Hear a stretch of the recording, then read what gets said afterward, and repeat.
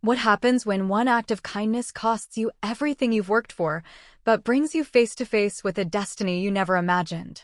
This is the story of a woman whose compassion led her into the arms of the most dangerous man in the realm, a king who kneels for no one except perhaps for her. Hey there, beautiful souls. Welcome back to the channel, or if you're new here, welcome to your new obsession. I'm so glad you're here with me today.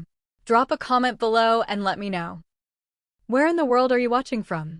I love hearing from you all. And hey, if you haven't already hit that subscribe button, what are you waiting for? Trust me, you don't want to miss the stories coming your way. This one? Oh, this one's going to wreck you in the best way possible. Now buckle up, because we're diving into a tale of sacrifice, secrets, and a love so fierce it could burn down kingdoms. The blood was still warm. Mia's hands trembled as she pressed the torn fabric of her apron against the wound on the stranger's side, watching crimson soak through the cloth faster than she could comprehend. The forest road was silent except for his labored breathing and the distant howl of wolves, a sound that sent ice sliding down her spine. She shouldn't be here. She should have kept walking, kept her head down like she always did. The manor was expecting her back an hour ago. Mrs. Thornwell would be furious. Mia could already picture the head housekeeper's pinched face, the vein throbbing at O'Hare Temple, the cold dismissal in her eyes. But how could she have just walked past him? The man lay crumpled against the ancient oak tree, his body too large, too powerful to belong to an ordinary traveler. Even unconscious and bleeding, there was something commanding about him. The sharp cut of his jaw, the broad shoulders straining against a torn black shirt, the way his presence seemed to pull at something deep in her chest. "Stay with me," Mia whispered, though she didn't know why she bothered. He was out cold, his breathing shallow, his skin burning with fever despite the autumn chill. She'd found him 20 minutes ago on her way back from the village market, collapsed on the side of the forest road that connected the human settlements to the werewolf territories. The basket of herbs Mrs. Thornwell had sent her for lay abandoned several feet away, rosemary and thyme scattered across the dirt. The gash along his ribs looked like claw marks, deep, vicious, deliberate. Whatever had attacked him had meant to kill. "Please," she breathed, pressing harder against the wound. Her own heart hammered so violently she thought it might crack her ribs. "Please don't die." His eyes snapped open. Mia gasped, nearly falling backward. One moment he was unconscious, the next those eyes, golden, burning, utterly inhuman, locked onto hers with an intensity that stole the air from her lungs. Not brown. Not hazel. Gold. Like molten amber lit from within. Werewolf. The realization hit her like a physical blow. She'd saved a werewolf. A shifter. The very beings humans were taught to fear, to avoid, to never interact with unless absolutely necessary. "You." His voice was a low rasp, rough as gravel, but somehow smooth as whiskey. "You helped me." It wasn't a question. It was a statement laced with something that sounded almost like wonder. "You were dying," Mia said simply, though her voice shook. "I couldn't just leave you." His golden eyes searched her face, and for a moment, the world narrowed to just the two of them, her hands still pressed against his wound, his gaze burning into hers like he was trying to memorize every detail. "What's your name?" he asked. "Mia." She swallowed hard. "Mia Chin. I work at Thornwell Manor, just past the..." "Thornwell." Something dark flickered across his features. "You need to go. Now." "You're still bleeding." "I can't just..." "Go." The command in his voice was absolute, primal. The kind of authority that made her bones recognize him as something far above her in the hierarchy of existence. "They're coming back. If they find you here with me..." A howl split the air closer than before. Mia's blood turned to ice. "Run," the stranger said, and despite his weakened state, despite the blood loss, there was steel in his voice. A promise. "Run, Mia Chin. And don't look back." She didn't want to leave him. Every instinct screamed against it.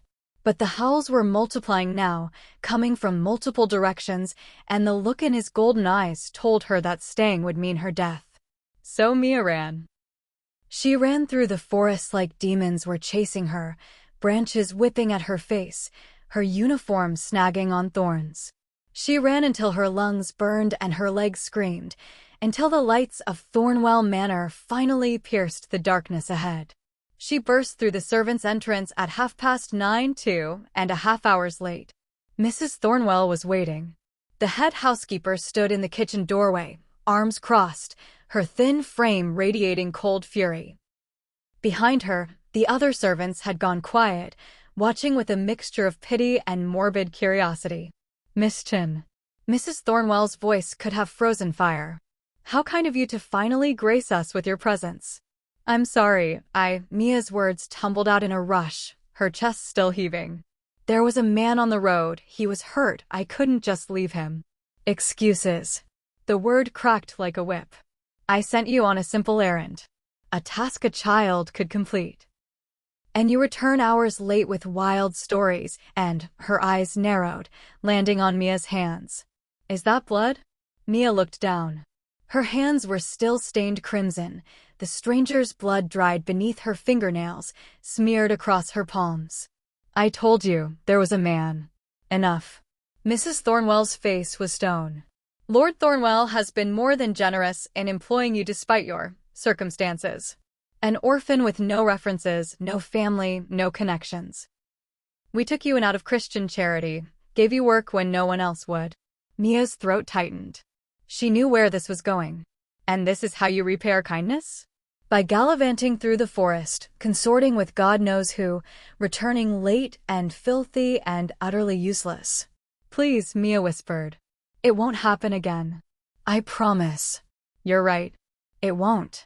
Mrs. Thornwell pulled an envelope from her apron pocket, crisp and white and damning. "You're dismissed. Effective immediately. Gather your things and be gone within the hour." The words hit like a sledgehammer to the chest. "Mrs. Thornwell, please." Mia took a step forward, desperation clawing at her throat. "I have nowhere else to go. This job is all I have. I'll work double shifts, I'll take reduced pay, The decision is final." The head housekeeper's expression didn't waver. "Your final wages are in the envelope. I suggest you use them wisely." She turned and walked away, her footsteps echoing on the stone floor like a funeral march. Mia stood frozen in the kitchen, the envelope clutched in her trembling hands, the other servants already dispersing and avoiding her eyes. In the span of 3 hours, she'd gone from stable employment to homeless. All because she'd stopped to help a stranger. All because she'd chosen compassion over duty. The worst part? She couldn't bring herself to regret it. Those golden eyes haunted her.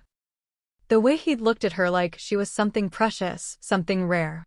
Like her kindness had meant something in a world that rarely rewarded it. "What's your name?" She'd probably never see him again. He was likely dead by now, torn apart by whatever had been hunting him. And she? She was alone, jobless, with 17 silver coins and nowhere to sleep. Mia climbed the narrow stairs to the attic room she'd called home for the past 2 years, each step heavier than the last. She packed her meager belongings, 2 spare dresses, a hairbrush, a pressed flower from her mother's grave, into a small canvas bag. Through the tiny window, the forest stretched dark and endless under the moonlight. Somewhere out there, the stranger with golden eyes was either dead or fighting for his life. And Mia was about to lose everything because she'd dared to care. She didn't know then, couldn't possibly have known, that the man she'd saved wasn't just any werewolf. He was Zane Blackwood, the Alpha King, the most powerful shifter in the realm. And he never forgot a debt. Especially not to the woman whose kindness had pierced through the darkness of his world like a shaft of pure light. The woman who would become his everything. But that revelation was still to come. For now, Mia only knew the bitter taste of injustice and the cold reality of being utterly, completely alone.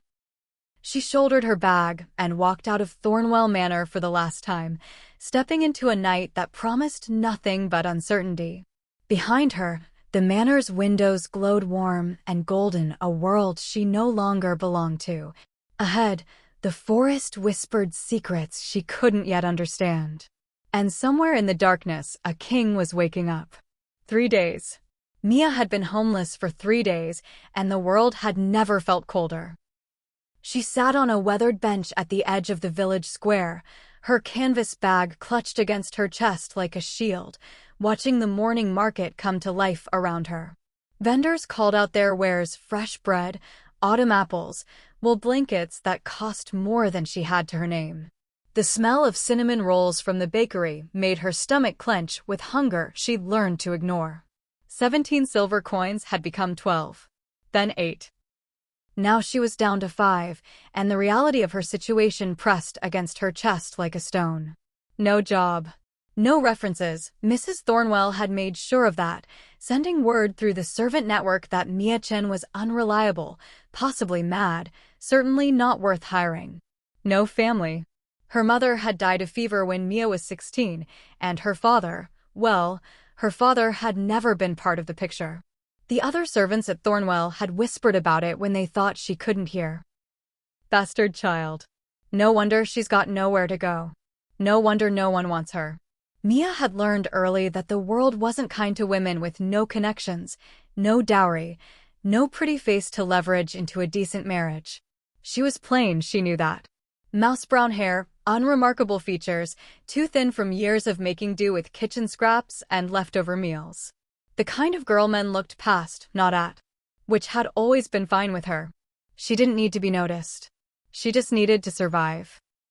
But surviving was getting harder by the hour. You gonna sit there all day?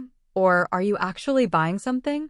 Mia looked up to find a woman in her 50s glaring at her from behind a vegetable cart, her weathered face pinched with suspicion. The vendor had been watching her for the past 20 minutes, clearly convinced Mia was planning to steal.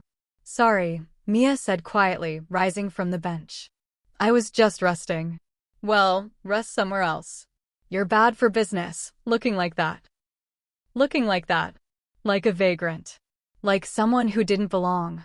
Mia walked away before the tears burning behind her eyes could fall. She wouldn't give them the satisfaction. She'd spent her whole life being invisible, being dismissed, being told she didn't matter. She'd thought Thornwell Manor had been different. She'd worked so hard, been so careful to follow every rule, to be indispensable. And it hadn't mattered. One act of human decency, and she'd been thrown away like garbage. The only thing that kept her going was the memory of those golden eyes. You helped me. The stranger, the werewolf, had looked at her like she was someone. Like her choice to stop, to help, to care had meant something profound. She wondered if he'd survived. Probably not. Those howls had been close, vicious, full of murderous intent. He'd been badly wounded, bleeding out against that oak tree. But sometimes, late at night when she huddled in whatever doorway or barn she'd found shelter in, she let herself imagine he'd made it. That somewhere out there, someone remembered the girl who'd pressed her apron against his wound and refused to leave until he'd ordered her to run. It was a foolish fantasy. But it was all she had. Mia? The voice made her freeze mid-step. She turned to find Hannah Price standing a few feet away, a basket of bread loaves balanced on her hip. Hannah had worked at Thornwell too, kitchen staff, same as Mia. They'd been friendly, though not quite friends. Servants rarely had the luxury of real friendship when you were all competing for the same scraps of security. Hannah. Mia's throat tightened. Hi. Hannah's eyes widened as she took in Mia's appearance. The wrinkled dress she'd been wearing for 3 days straight, the shadows under her eyes, the way she held herself like someone braced for a blow. Oh, Mia.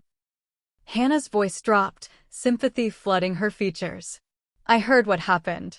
Mrs. Thornwell told everyone you'd been dismissed for abandoning your post, but some of the girls said you were helping someone who was hurt. I was. Mia lifted her chin, refusing to be ashamed. There was a man bleeding out on the forest road. I couldn't just walk past him. A man? Hannah's expression shifted, something complicated flickering across her face. Mia, was he human? The question hung in the air between them. Mia hesitated. In the 3 days since that night, she hadn't told anyone what she'd seen. Golden eyes. Inhuman strength even while wounded. The howls that had chased her through the forest. Does it matter? She finally said. Hannah's silence was answer enough. It matters to people, Hannah said softly. You know how things are between humans and shifters. We're supposed to keep to our territories, stay out of each other's business. If people think you were fraternizing with werewolves, I wasn't fraternizing. The word came out sharper than Mia intended. I was helping someone who would have died without intervention. That's basic human decency, Hannah. Or has everyone forgotten what that means? Hannah flinched. I'm not saying you did wrong. I'm saying, people will talk. They already are talking. Of course they were. The servant network was better than any newspaper for spreading gossip. Where are you staying? Hannah asked, shifting the basket to her other hip. Around. Mia tried for a casual shrug, but the movement felt wooden. Around. Hannah repeated the word like it tasted bitter. Mia, it's getting colder. Winter's coming. You can't just sleep around. I'm figuring it out. Are you? Hannah stepped closer, lowering her voice. Because you look like you haven't eaten in days, and those clothes are the same ones you were wearing when they dismissed you. Mia's chest tightened with humiliation. I'm fine. You're not fine. Hannah cut herself off, glancing around to make sure no one was listening. Look, Mrs. Caldwell is hiring for her tavern. Just serving girls, nothing fancy. The pay's not great, but it's something. And she provides room and board. Hope fluttered in Mia's chest, fragile, desperate. Really? Really? But Mia, Hannah's expression turned serious. Don't mention the werewolf thing. Don't mention anything about what happened on that road. Mrs. Caldwell is traditional. She doesn't like complications. Just tell her you left Thornwell to find better opportunities and that you're a hard worker. Can you do that? Lie. Hannah was asking her to lie about why she'd been dismissed. But beggars couldn't be choosers. I can do that, Mia said quietly. Hannah nodded. The tavern's on Merchant Street. Big place with a green sign. Tell her Hannah Price sent you, and that you're good people. Thank you. The words felt inadequate for what Hannah was offering, a lifeline in a sea of indifference. Hannah smiled, sad and knowing. We girls have to look out for each other. God knows no one else will. She pressed one of the bread loaves into Mia's hands before Mia could protest, then disappeared into the market crowd. Mia stood there clutching the still warm bread, something painful and grateful swelling in her throat. She'd been so alone for so long that even this small kindness felt enormous. The Brass Bell Tavern was exactly where Hannah had said it would be, a sprawling two-story building with a faded green sign and windows that glowed warm against the afternoon gray. The sound of laughter and conversation spilled out into the street, along with the smell of roasting meat and ale. Mia smoothed down her wrinkled dress, tucked her hair behind her ears, and stepped inside. The tavern was crowded with the lunch rush, merchants, travelers, local workers, all packed around scarred wooden tables. A massive fireplace dominated one wall, and behind the long bar stood a woman who could only be Mrs. Caldwell. She was tall and broad-shouldered, with iron gray hair pulled into a severe bun and sharp blue eyes that missed nothing. She moved with brisk efficiency, pouring drinks and calling orders to the kitchen with the authority of someone who'd been running this place for decades. Mia waited by the bar, trying not to look as desperate as she felt. Mrs. Caldwell finally noticed her. Help you? Hannah Price sent me, Mia said, fighting to keep her voice steady. She said you might be hiring? Those sharp blue eyes assessed her from head to toe. Taking in the worn dress, the too-thin frame, the obvious signs of someone down on their luck. Hannah did she? Mrs. Caldwell set down the glass she'd been polishing. You have serving experience? I worked at Thornwell Manor for 2 years. Kitchen and house staff. I'm a hard worker, I learn fast, and I don't cause trouble. Why'd you leave Thornwell? Here it was. The moment of truth. Mia met Mrs. Caldwell's eyes and lied through her teeth. I wanted to find better opportunities. Manor work is limiting. Mrs. Caldwell's expression didn't change, but something in her gaze sharpened. Thornwell would have paid better than I do. They provide housing. Most girls would kill for that position. Most girls aren't looking for what I'm looking for. Mia lifted her chin. I want to work somewhere where I can actually build something. Learn a trade. At the manor, you're just a pair of hands. Replaceable. It wasn't entirely a lie. She'd felt that way at Thornwell. Invisible, disposable. Mrs. Caldwell studied her for a long moment. Then, surprisingly, she nodded. Fair enough. I respect a girl with ambition. She pulled out a rag and tossed it to Mia. Trial shift starts now. You work until closing, that's midnight. You do well, you're hired. Room and board included, plus wages. You screw up, you're out. Clear. Crystal clear. Relief flooded through Mia so intensely her knees nearly buckled. Good. Aprons in the back. Table 7 needs drinks. Get moving. Mia moved. By midnight, every muscle in her body screamed. She'd served what felt like hundreds of customers, dodged groping hands, memorized the tavern's entire menu, and somehow managed not to drop a single tray. Mrs. Caldwell watched her clean the last table with an expression that might have been approval. You'll do, the older woman said gruffly. Room's upstairs, third door on the left. You share with 2 other girls, Lily and Emma. They're good sorts. Don't steal from them, don't bring men up there, and don't be late for shifts. Understood. Understood. Mia could barely get the word out past the knot in her throat. She had a job. A room. A chance. All because she'd helped a stranger 3 nights ago, and Hannah had remembered her kindness. Maybe the world wasn't entirely cruel after all. That night, Mia lay in a real bed for the first time in days, a narrow cot in a small room she shared with 2 sleeping girls who'd barely stirred when she entered. The sheets were clean if threadbare, and through the window she could see the moon hanging fat and full over the village rooftops. Her body ached with exhaustion, but her mind wouldn't quiet. She kept seeing those golden eyes. Kept hearing that rough voice, "Run, Mia Chen." And don't look back. He'd known her name. She'd told him, hadn't she? In those frantic moments while his blood soaked through her apron, while death circled them in the forest darkness. Zane. The name came to her suddenly, though she didn't know why. She'd never learned it, he hadn't told her. But somehow, in the deepest parts of her mind, that name felt right. Mia closed her eyes and let exhaustion pull her under. She didn't know that 50 miles away, in the obsidian towers of the Blackwood Citadel, the Alpha King was very much alive. She didn't know that he'd spent the past 3 days searching for her, tracking her scent through the forest, to Thornwell Manor, to the village square where she'd sat looking lost and heartbroken. She didn't know that he'd watched her from the shadows as she walked into the Brass Bell Tavern, fighting every instinct that screamed at him to reveal himself, to claim her, to burn down anyone who dared hurt her. She didn't know that the man she'd saved wasn't just grateful. He was obsessed. And Zane Blackwood always claimed what was his. We're building something powerful here, loves. Mia's fighting to survive, but she has no idea the storm that's about to hit her life. If you're loving this journey, drop a comment telling me what you think of our girl Mia. Is she strong enough to handle what's coming? And seriously, if you haven't subscribed yet, now is the time. You don't want to miss what happens next. 2 weeks passed in a blur of exhaustion and small mercies. Mia settled into life at the Brass Bell Tavern with the grim determination of someone who knew she had no other choice.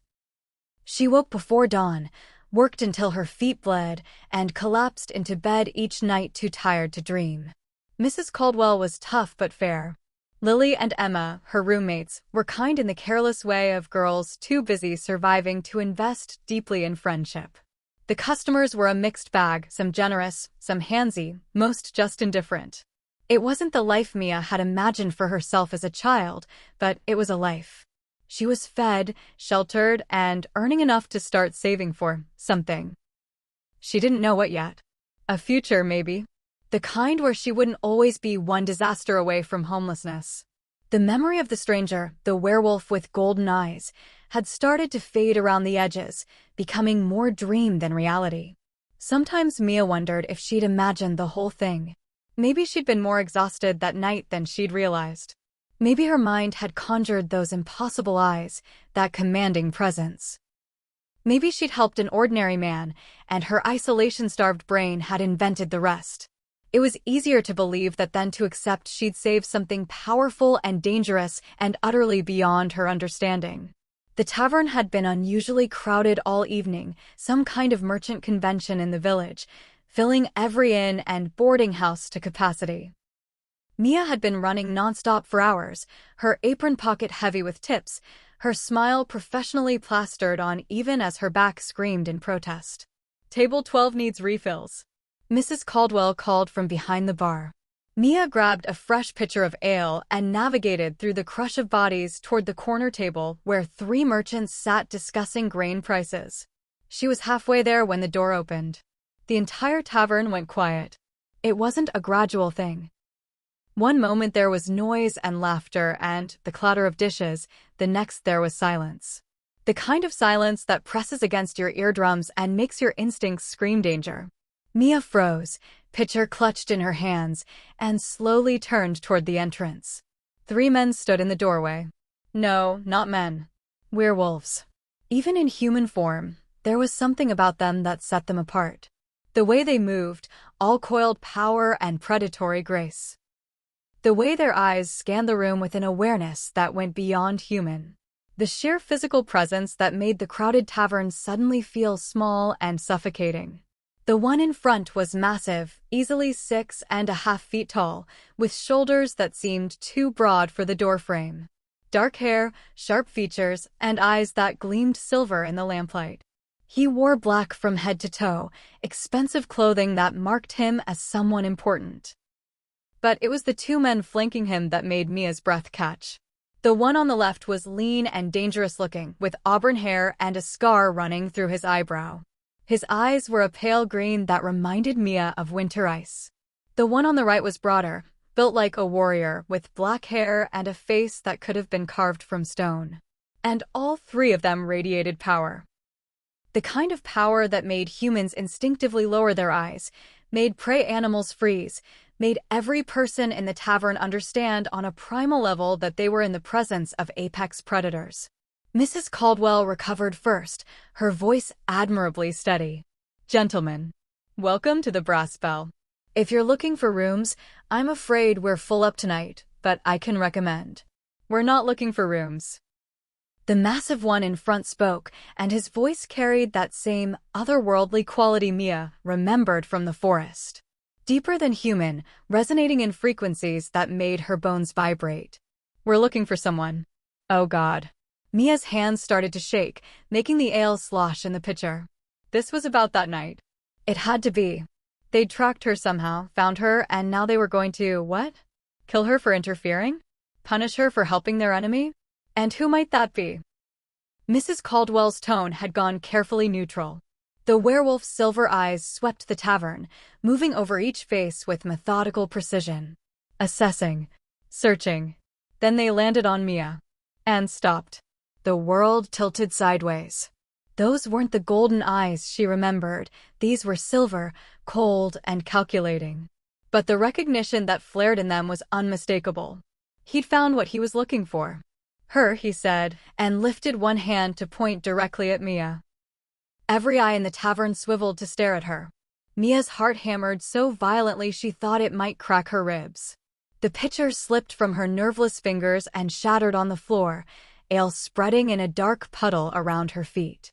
"Me?" The word came out as barely a whisper. "You." The werewolf started walking toward her, and the crowd parted like water, people scrambling out of his path. Mia Chen. He knew her name. How did he know her name? Mia backed up instinctively, her shoulders hitting the wall behind her. Trapped. She was trapped, and this massive predator was bearing down on her with unwavering focus. I didn't do anything," the words tumbled out in a panic. "Didn't do anything?" The werewolf stopped a few feet away, and up close he was even more intimidating. His presence filled her entire field of vision, overwhelming and inescapable. "You saved the Alpha King's life." The tavern erupted in gasps and whispers. Alpha King. The words echoed in Mia's mind, not quite making sense. The stranger she'd helped had been no. That was impossible. The Alpha King was a legend, a nightmare story humans told to keep their children from wandering too close to shifter territory. He was supposed to be a monster, a tyrant, a creature of such immense power that even other werewolves feared him. He wasn't supposed to be real. And he definitely wasn't supposed to be the wounded man bleeding out against an oak tree. I think you have the wrong person, Mia managed, though her voice shook. I'm nobody. Just a tavern girl. I haven't saved anyone. Don't lie to me. The werewolf's voice dropped to a growl that raised every hair on Mia's body. 3 weeks ago. Forest Road between here and Thornwell Manor. You found him bleeding, pressed your apron against his wound, stayed with him when you should have run. His silver eyes bored into hers. That was you. It wasn't a question. Mia's mouth went dry. He said there were others coming. I had to leave him. I thought he was dead. He nearly was. Something that might have been respect flickered across the werewolf's features. Would have been if you hadn't bought him those extra minutes. If you hadn't stopped the bleeding long enough for his healing to kick in.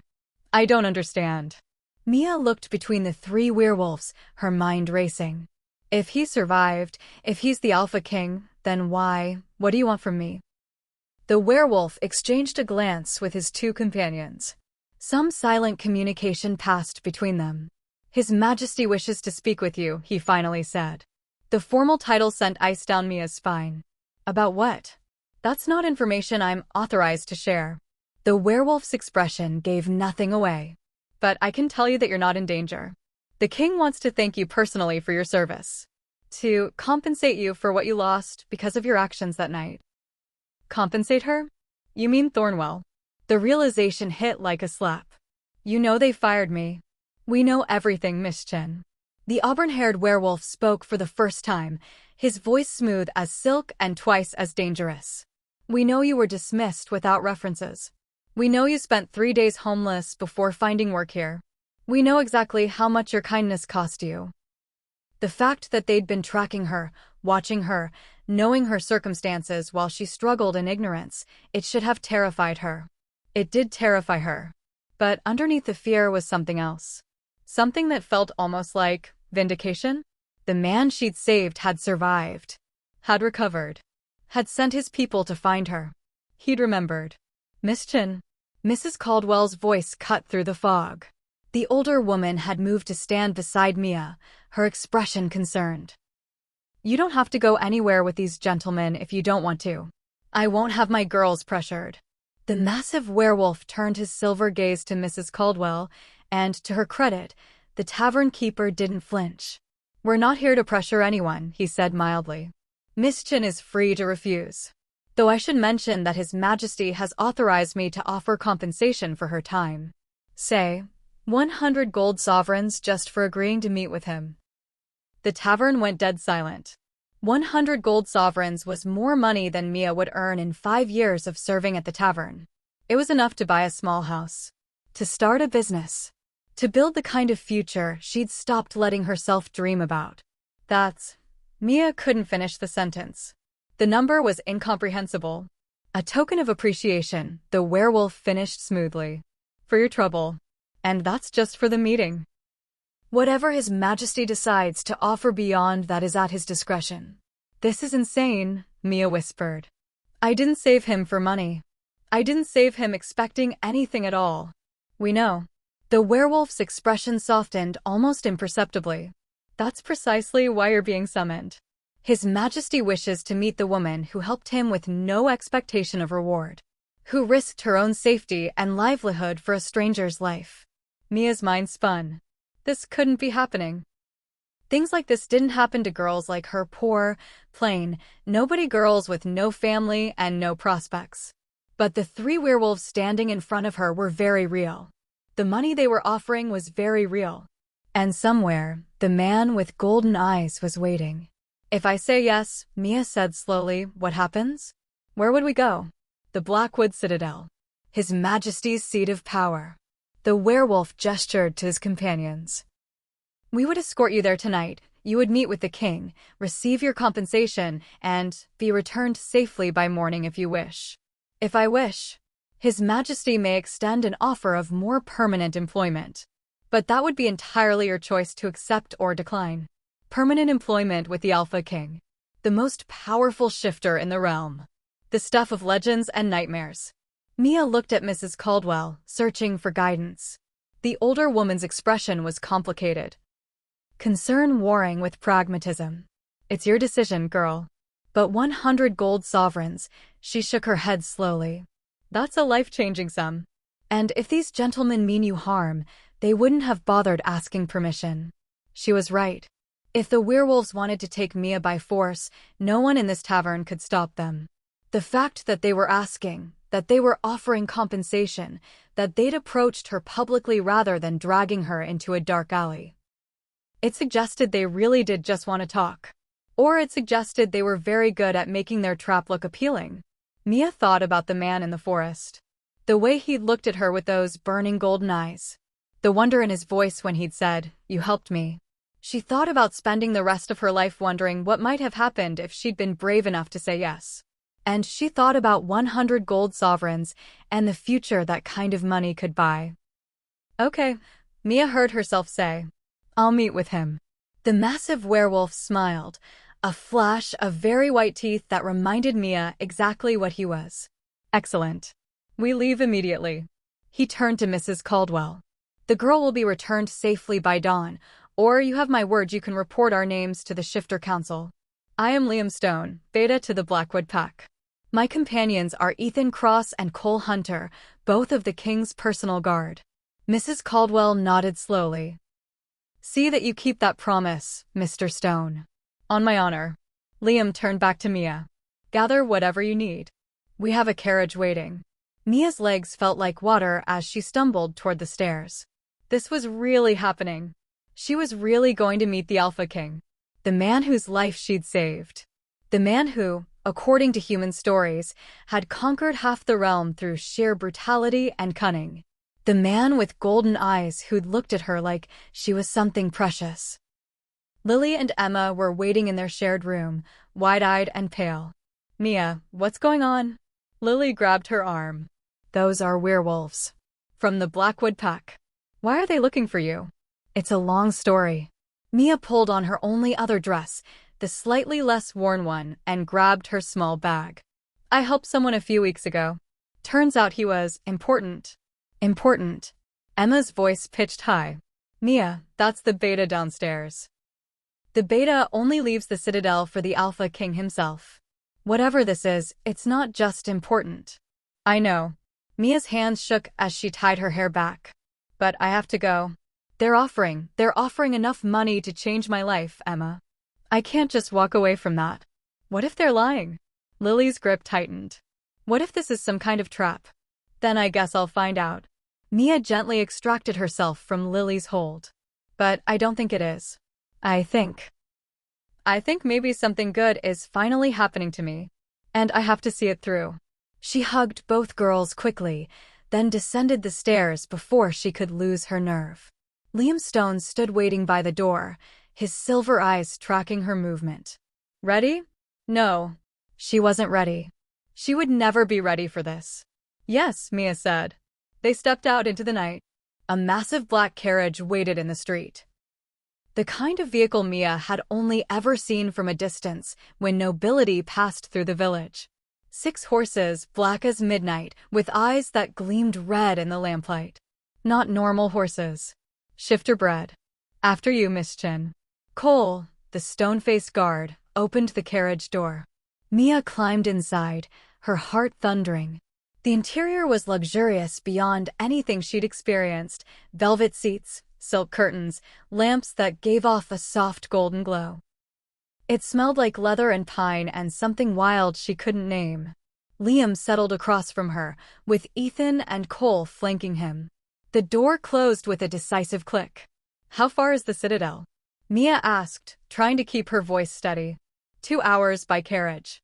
Liam's silver eyes studied her in the dim light. You should try to rest.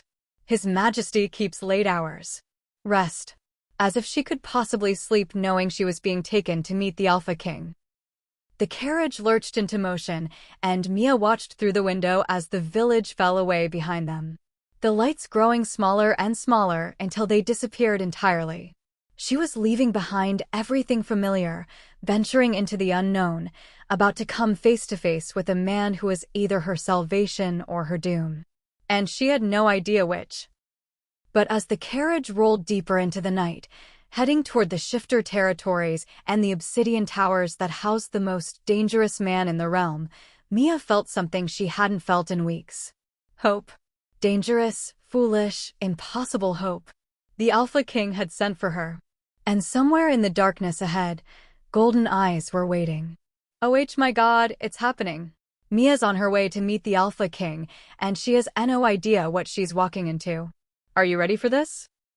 Because I am screaming. Drop a comment and tell me, do you think Zane is going to sweep her off her feet, or is this about to get complicated? And if you're binging this story right now, make sure you're subscribed. The Blackwood Citadel rose from the forest like something out of a fever dream. Mia pressed her face against the carriage window, her breath fogging the glass as she stared up at the impossible structure before them. Obsidian towers pierced the night sky, their surfaces gleaming like dark mirrors under the moonlight. Walls that seemed to grow directly from the mountain stone, seamless and ancient and utterly impregnable. It was beautiful and terrifying in equal measure. First time seeing it? Ethan's voice held a note of amusement. Mia nodded mutely, unable to tear her eyes away. She'd heard stories about the Citadel, every human had. They said it was built by the first Alpha King 3 centuries ago, using magic that had been lost to time. They said the walls could repel any army, that the towers housed weapons of unimaginable power, that the dungeons went so deep they touched the underworld itself. Looking at it now, Mia believed every word. The carriage passed through gates that opened without anyone touching them, rolling into a massive courtyard lit by hundreds of torches. Werewolves in black uniforms lined the walls. Guards, soldiers, people who moved with the same predatory grace as Liam and his companions. All of them turned to watch as the carriage came to a stop. Mia's hands twisted in her lap, her earlier hope curdling into anxiety. What was she doing here? She was a nobody, a tavern girl, someone who barely rated a second glance in her own world. And now she was in the heart of werewolf power, surrounded by creatures who could tear her apart without breaking a sweat. Miss Chin.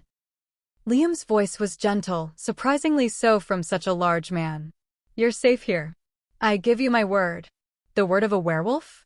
The question slipped out before Mia could stop it. Liam's smile was wry. The word of a man who serves an Alpha King who would skin me alive if any harm came to you under my protection. Which, believe me, is the most binding oath I could possibly give. There was something oddly comforting about that, the idea that her safety was guaranteed not by honor, but by fear of consequences. Cole opened the door, and Mia stepped out into the courtyard. The air smelled different here. Wilder, cleaner, infused with pine and mountain stone, and something that made her hindbrain scream danger. The temperature had dropped at least 10 degrees. Or maybe that was just her body's response to being in the presence of so many predators. This way. Liam offered his arm, a surprisingly courtly gesture. Mia took it, grateful for the support as her legs threatened to give out. They entered the citadel through doors that had to be 15 feet tall, made of some dark wood carved with intricate patterns that seemed to move in the torchlight. The entrance hall beyond was cavernous, vaulted ceilings, marble floors, tapestries depicting battles and hunts and ceremonies Mia couldn't begin to interpret. And everywhere, werewolves. Some in human form, some in the in-between state Mia had only heard about. Partially shifted, with claws and fangs and eyes that glowed with inner light. They all stopped what they were doing to watch her pass, their expressions ranging from curious to suspicious to something that might have been hostile. A human. In the heart of their territory. Being escorted by the beta himself. Mia lifted her chin and tried to look like she belonged here, even though every instinct screamed at her to run. They climbed a grand staircase, 1 flight, 2, 3. Then down a corridor lined with portraits of stern-faced men and women who all had the same predatory quality. Previous Alpha Kings and Queens, Mia realized. The Blackwood bloodlines stretching back centuries. Liam stopped in front of a set of double doors at the end of the hall, these ones made of polished silver that reflected their images back at them. His Majesty is waiting inside. Liam released Mia's arm. We'll be right out here if you need anything. You're not coming in? Panic flared in Mia's chest. The king requested to meet with you privately. Ethan's expression was unreadable. Don't worry. He doesn't bite. Cole snorted. He absolutely bites. Not humans he's indebted to, Ethan amended. That was not as reassuring as they seemed to think it was. Liam pushed open the doors, and Mia found herself looking into what could only be described as a study fit for royalty. Floor-to-ceiling windows overlooking the forest, shelves packed with leather-bound books, a massive desk made of dark wood, and a fireplace large enough to roast an entire deer. And standing in front of those windows, silhouetted against the moonlight, was a man. No, not a man. Him. Even from behind, even in shadow, Mia recognized him. The breadth of those shoulders. The way he held himself with absolute certainty. The presence that filled the room like an electrical charge. The stranger from the forest. The Alpha King. Miss Chin, he said without turning around, and that voice, God, that voice, sent shivers cascading down her spine. Deeper than human, layered with harmonics that resonated in her bones. Thank you for coming. Mia's mouth had gone completely dry. I was told you wanted to thank me. Among other things. He turned, and the firelight caught his features. Mia's breath stopped. He was beautiful. Not in the soft, pleasant way of handsome human men. Beautiful in the way of storm clouds and lightning strikes and apex predators, dangerous and compelling and utterly impossible to look away from. Sharp cheekbones, a strong jaw with a shadow of stubble, black hair that fell just past his collar in a way that suggested he couldn't be bothered to cut it regularly. And those eyes. Golden. Burning. Exactly as she remembered, but somehow more intense now that he was standing at full height, radiating power, looking at her like she was the only thing in the world that mattered. You're staring, he observed, a hint of amusement in his voice. Mia cut herself off before she could finish that sentence. You're the most beautiful thing I've ever seen probably wasn't appropriate to say to the Alpha King. Alive, he supplied. Yes, thanks to you. He moved closer, each step measured and deliberate. The physicians tell me I would have bled out in another 5 minutes if you hadn't stopped the hemorrhaging. Your quick thinking saved my life, Mia Chen. Hearing her name in that voice did something strange to her insides. I didn't know who you were, she said quickly. If I had, I would have. Would have what? Left me to die. His eyes flashed with something dangerous. Because I was a werewolf? Because I was the monster from your human bedtime stories. No, the word came out fierce, surprising even herself. I would have helped you anyway. I don't care what you are. You were bleeding and alone, and I couldn't just walk past that. Something shifted in his expression, softened, warmed. That's what makes you remarkable. Mia shook her head. There's nothing remarkable about basic human decency. In my experience, there's everything remarkable about it. Most humans would have left me. Most werewolves would have left me. Those who attacked me were my own kind, after all. He was close enough now that Mia could see the flecks of amber in his golden eyes, could smell the scent that clung to him, pine and smoke, and something wild and masculine. But you stayed. You helped. And then you paid the price for it. You know about Thornwell. It wasn't a question. I know everything. His gaze held hers. I know they fired you for being late. I know you spent 3 days homeless before finding work at that tavern. I know exactly what your kindness cost you, and I'm here to make it right. The 100 gold sovereigns? Mia managed to keep her voice steady. That's more than generous. More than I ever expected. The 100 sovereigns was just to get you here. He moved past her to the desk, picking up a small leather pouch that clinked with the unmistakable sound of coins. Consider it payment for your time tonight. What I'm about to offer is something else entirely. Mia's heart hammered against her ribs. What do you mean? The Alpha King God, she still didn't know his name, set the pouch aside and turned to face her fully, his expression intense. I want to offer you a position here. At the Citadel. Whatever Mia had been expecting, it wasn't that. A position? As what? My personal assistant. He said it like it was the most natural thing in the world. Someone to manage my correspondence, organize my schedule, handle the administrative tasks that consume far too much of my time. You'd be well compensated, 10 times what you were making at Thornwell. Full room and board, naturally. Your own suite of rooms. Access to the Citadel's resources, including our library, training facilities, and healing wing. Mia stared at him. You want me to work for you? I want you close. The words were quiet, but carried an edge that made her pulse spike. I owe you a life debt, Mia. In werewolf culture, that's not something taken lightly. Until that debt is repaid, I'm honor-bound to ensure your safety and well-being. So this is about obligation?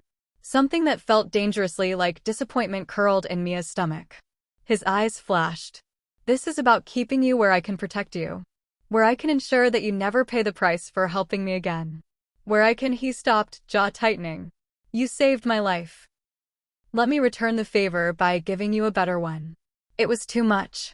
All of it, the Citadel, the offer, the way he looked at her like she was something precious and fragile and worth protecting. I don't understand, Mia said slowly. You're the Alpha King. You could have anyone. Why me? I'm nobody. I'm human.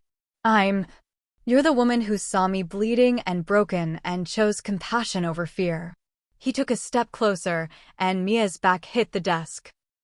You're the woman who risked everything for a stranger. You're the woman who's been living in my head for 3 weeks, whose scent I can't forget, whose face I see every time I close my eyes. Oh, that's not. Mia's voice came out breathless. You can't possibly. Can't what? Be attracted to you. A dangerous smile curved his lips. It's a bit late for that, Mia.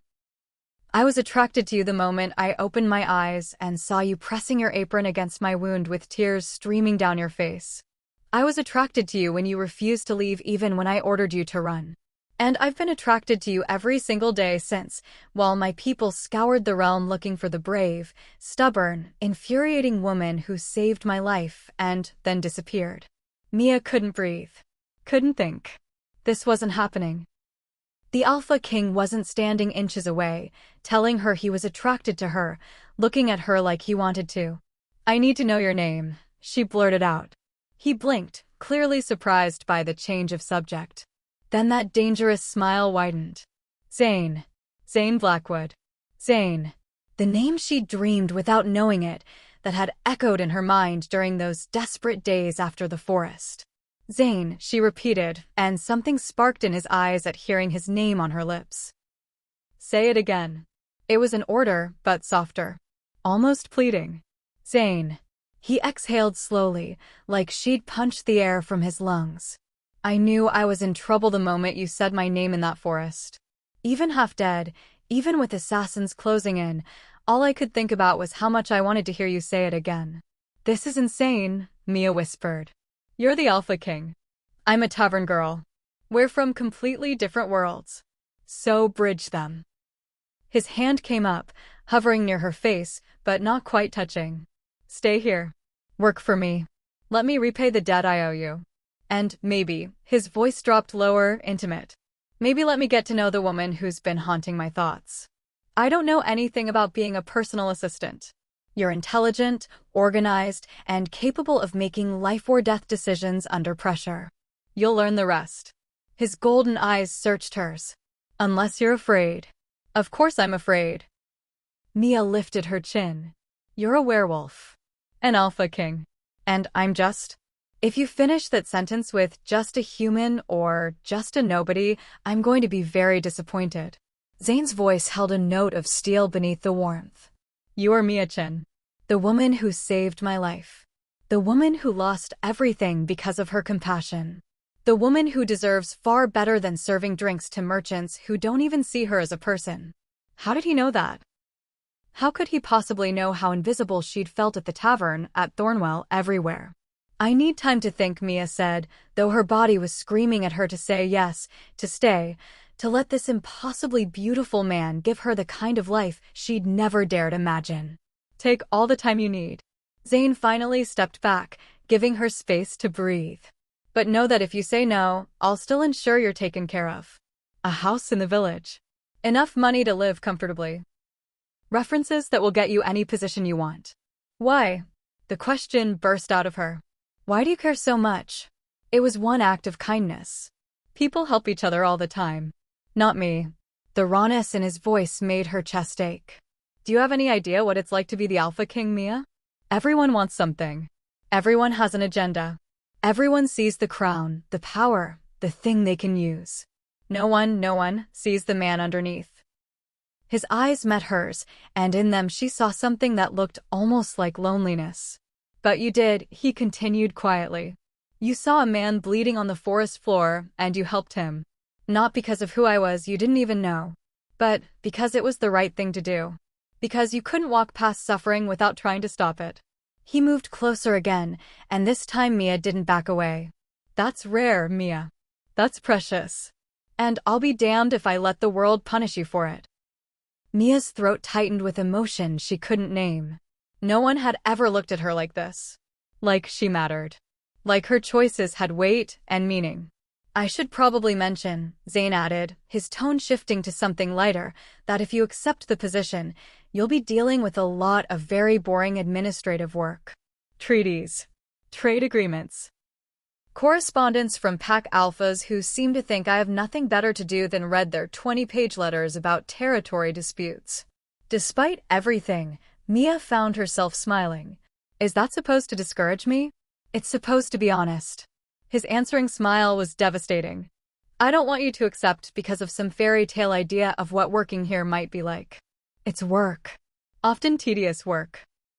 You'll have long hours, demanding responsibilities, and you'll be dealing with werewolves who may not initially accept a human in a position of trust. But you'll be safe, comfortable, valued.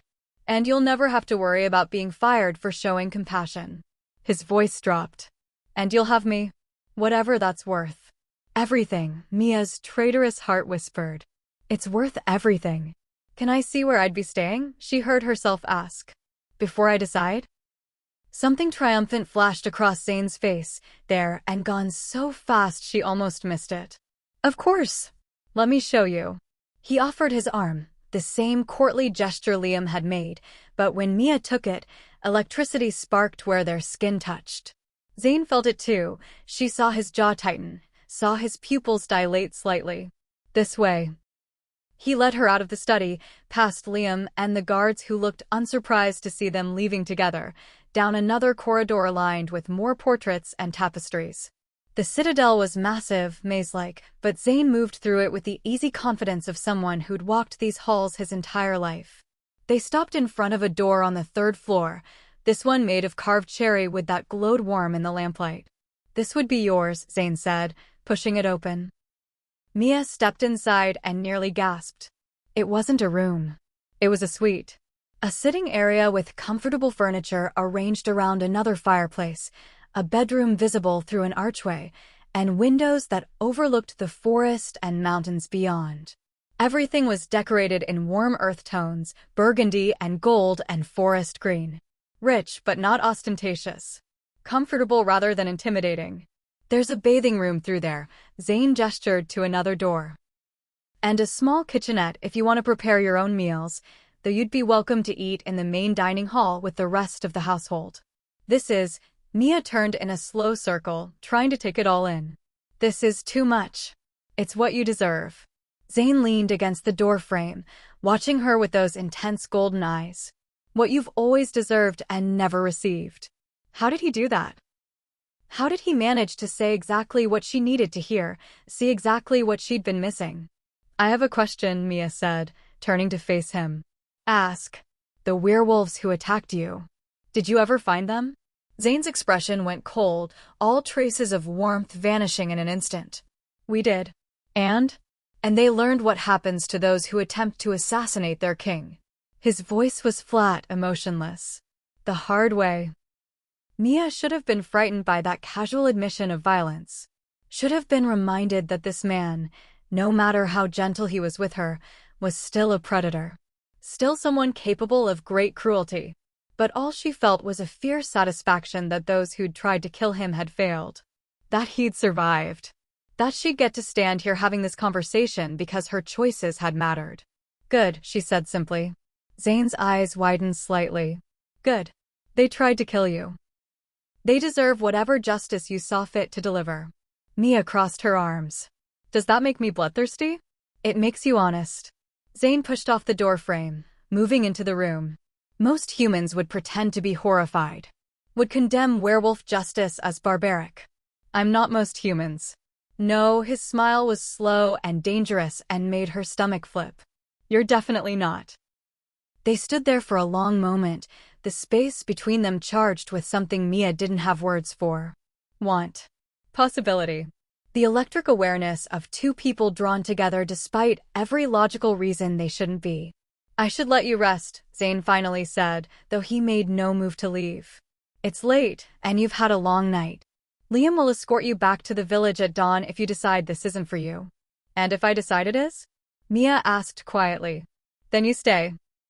And we figure out what this is between us. He gestured at the space separating them, at the tension that seemed to pulse in the air. Because you feel it too. Don't you? Mia could have lied. Should have lied. Should have pretended she didn't feel the pull, the connection, the sense that something profound had shifted in her world the moment she'd pressed her hands against his wound in that dark forest. But she'd never been good at lying. Yes, she whispered. I feel it. Zane's eyes blazed gold. Then stay, Mia. Stay, and let me show you what your life could be. Let me give you everything you've been denied. Let me, he stopped, seeming to struggle with the words. Let me see where this leads. You barely know me. I know the important things. I know you're brave and compassionate and stronger than you realize. I know you chose kindness when it would have been easier to walk away. I know you've been underestimated and overlooked your entire life by people too blind to see what you're worth. He took another step closer. And I know that every instinct I have is screaming at me to keep you close. To protect you. To claim. He cut himself off abruptly, jaw clenching. To claim what? Mia's heart thundered. Nothing. But the heat in his eyes suggested it was very much something. I'm getting ahead of myself. You need time. Space. A chance to make this decision without me standing here overwhelming you. He was right. She did need that. But God, she didn't want him to leave. Didn't want to lose this feeling of being seen for the first time in her life. One more question, Mia said as Zane moved toward the door. He paused, looking back. Anything. Why gold? He blinked. What? Your eyes. They're gold. Liam's are silver. The stories always say werewolf eyes are amber or yellow, but yours are different. Why? A slow smile spread across Zane's face. Because I'm the Alpha King. The direct descendant of the first Alpha. We carry different markers, gold eyes, greater power, a connection to the old magic. He tilted his head. Why do you ask? Because they're beautiful, Mia said honestly. And because I see them every time I close my eyes. Have since that night in the forest. The air between them went electric. Zane's hands clenched at his sides, and for a moment Mia thought he might cross the room, might close the distance between them, might. Sleep well, Mia-chan, he said roughly, and then he was gone, the door closing softly behind him. Mia stood alone in the beautiful suite, her heart racing, her mind spinning. The Alpha King wanted her to stay. Wanted to give her a better life. Wanted her? It was insane. Impossible. The stuff of fairy tales and fantasy. But it was also real. This room was real. The job offer was real. And the way Zane had looked at her, like she hung the moon, like she was precious and rare and worth protecting, that had felt devastatingly real. Mia walked to the window, pressing her palm against the cool glass. The forest stretched endlessly below, dark and mysterious and full of unknown dangers. She thought about the tavern. About Mrs. Caldwell's gruff kindness and Lily and Emma's casual friendship. About the life she'd been building, small, simple, safe. And she thought about Zane. About golden eyes and impossible offers. About the feeling that had bloomed in her chest when he'd said her name like it was something sacred. The smart choice was obvious. Thank him for the offer, take the money he'd already given her, return to the tavern and the life she understood. The smart choice was to run from this beautiful, dangerous man and the way he made her feel like she could be something more than she'd ever imagined. But when had Mia ever made the smart choice? She'd stopped to help a bleeding stranger. Had risked her job, her safety, her future for someone she didn't know. And maybe, just maybe, she could risk her heart for the same reason. Mia turned away from the window, a decision crystallizing in her mind. Tomorrow, when dawn came and Liam asked if she was ready to return to the village, she would give her answer. She would stay. And whatever came next, whether it was employment or something infinitely more complicated, she would face it with the same courage that had made her stop on that forest road 3 weeks ago. Outside her door, Zane stood with his back against the wall, eyes closed, fighting for control. She'd said his eyes were beautiful. She'd said she saw them when she closed her eyes. And every instinct he possessed was roaring at him to march back into that room, to tell her the truth about what she was to him, to claim what his soul had recognized the moment he'd woken to find her hovering over him with tears on her face. Mine. But he couldn't. Not yet. She was human, fragile, still reeling from having her life turned upside down. She needed time to adjust, to decide if this world was one she could inhabit. She needed to choose him freely, not because of some werewolf bond she didn't understand. So Zane would wait, would give her space, would let her come to him in her own time, even if the waiting killed him, even if every second away from her felt like torture. Because Mia-chan, the brave, compassionate, utterly remarkable woman who'd saved his life, deserved nothing less than the freedom to choose her own fate.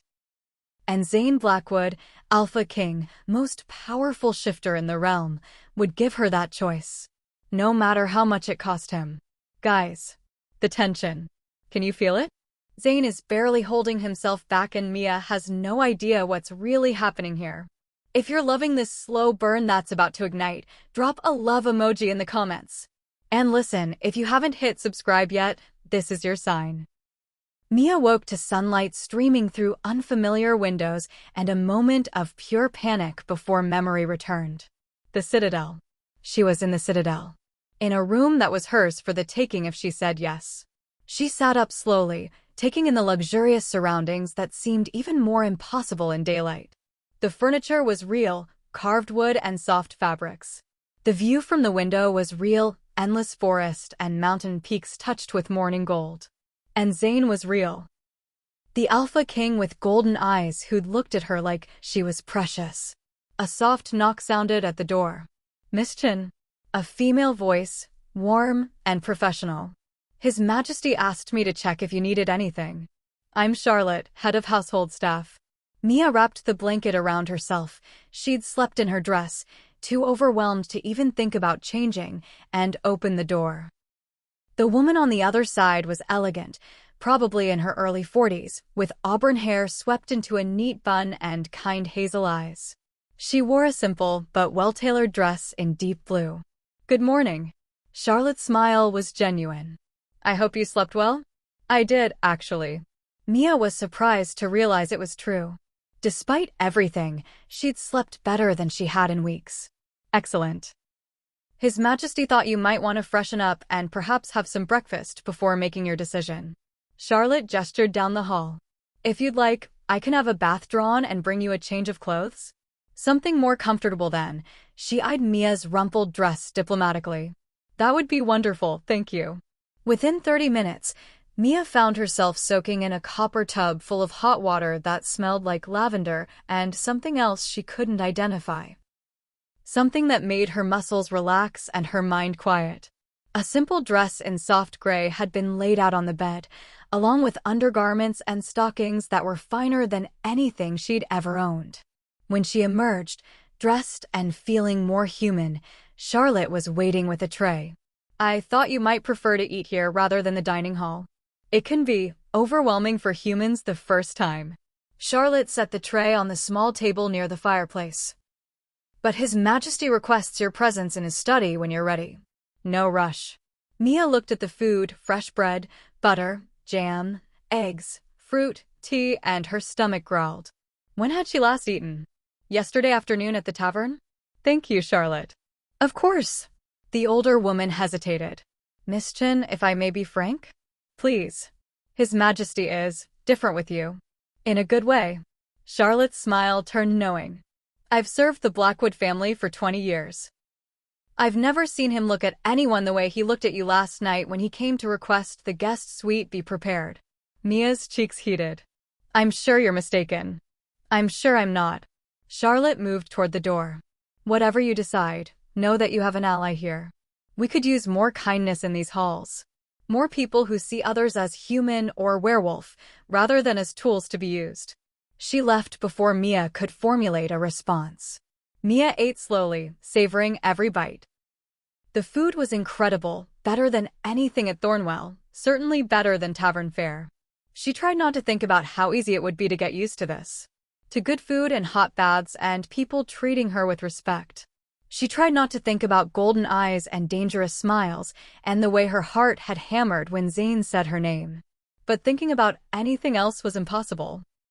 45 minutes later, Mia stood outside Zane's study, heart in her throat, hand raised to knock. Before she could, the door swung open.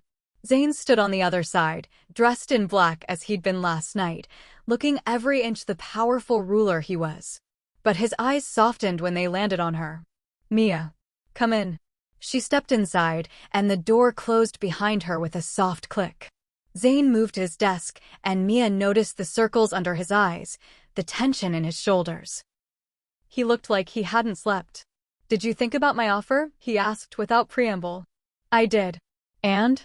Mia took a deep breath. I want to say yes.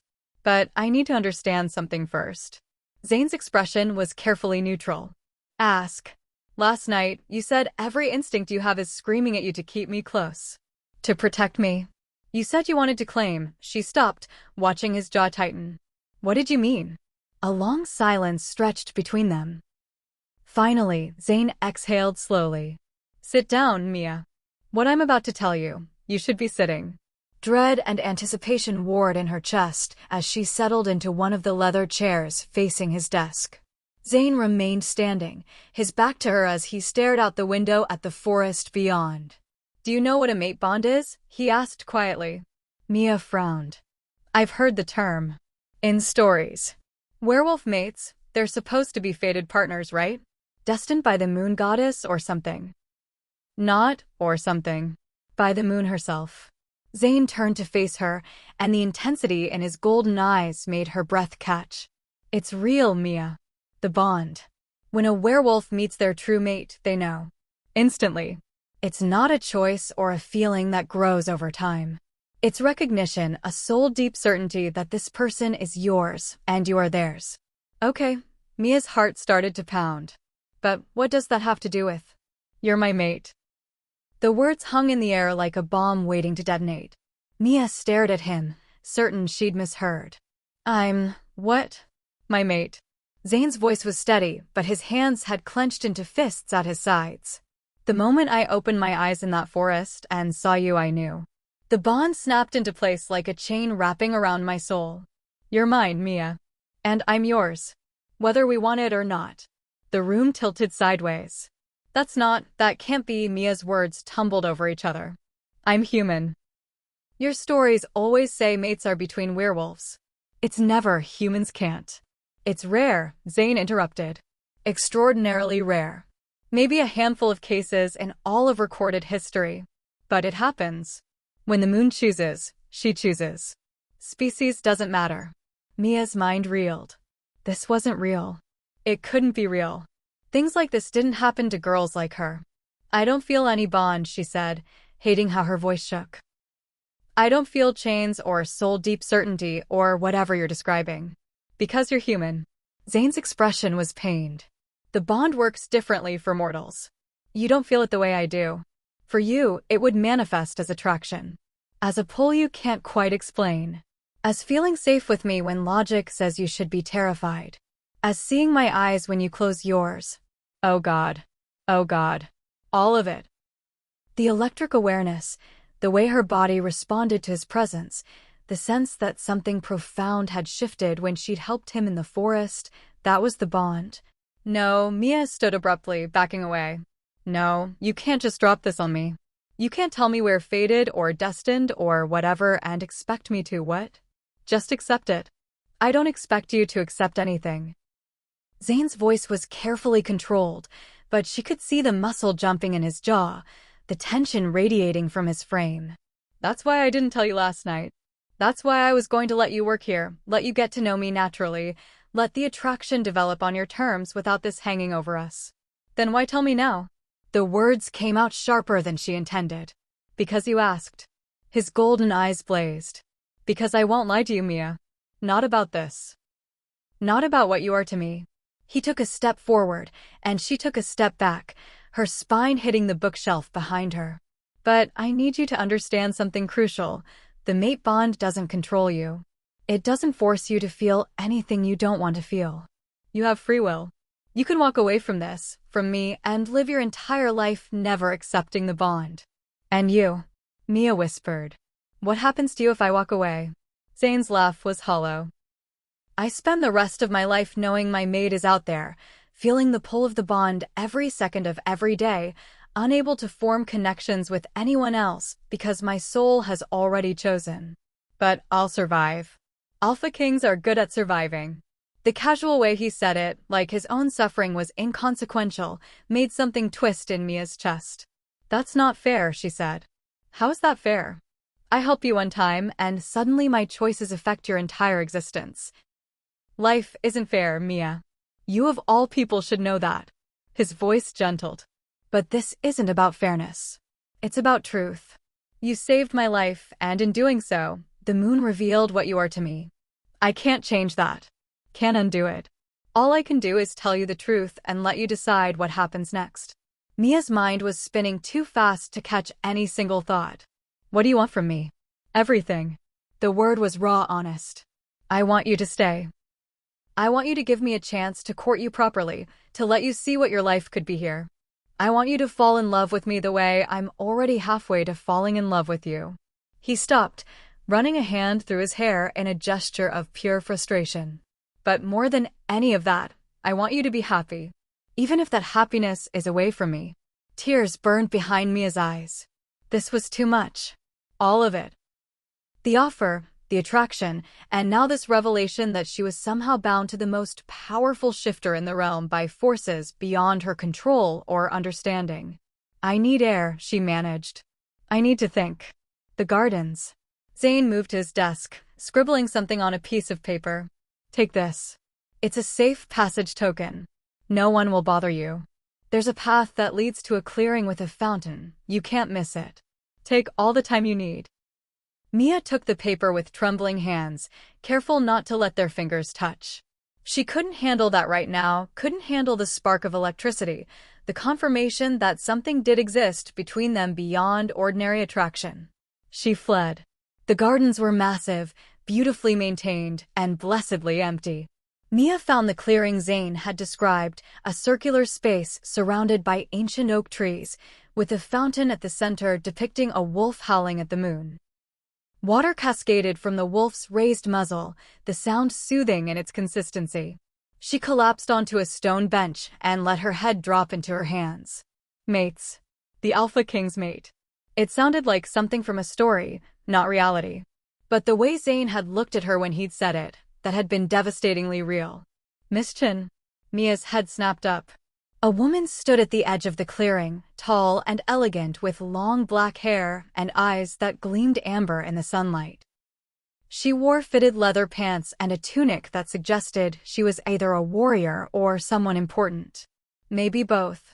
I'm sorry, the woman said, moving closer. I don't mean to intrude. I'm Nora Darkwater, captain of the King's Guard. Charlotte mentioned you might need someone to talk to. I don't know what there is to say, Mia said tiredly. Well, for starters, you could tell me how you're handling the mate bond revelation.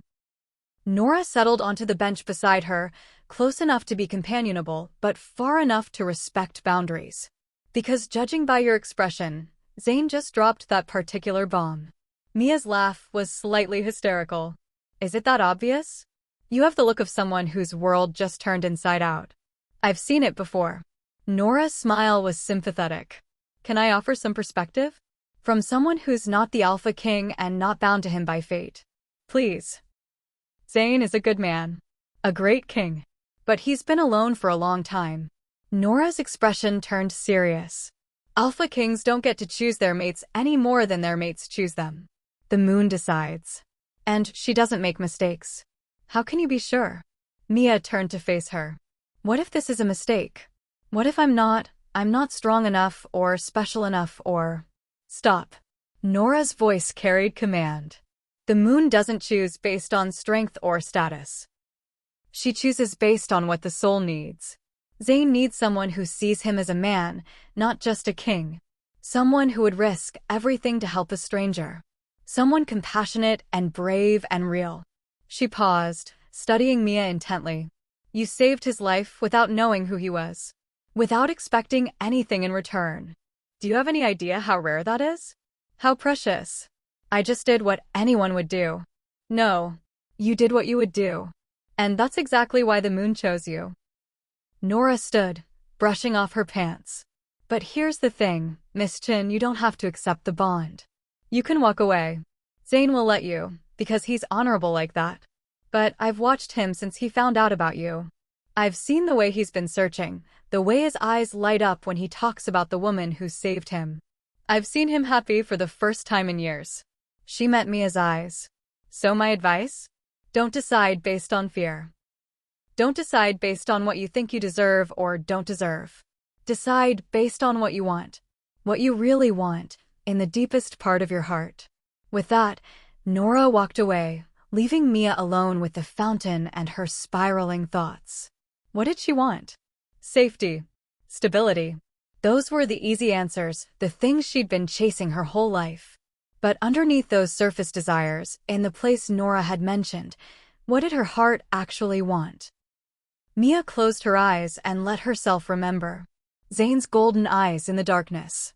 His rough voice saying her name like it was sacred. The way he looked at her last night, not with pity or condescension, but with something that looked almost like wonder. The way she'd felt seen for the first time in her life. And yes, there was attraction.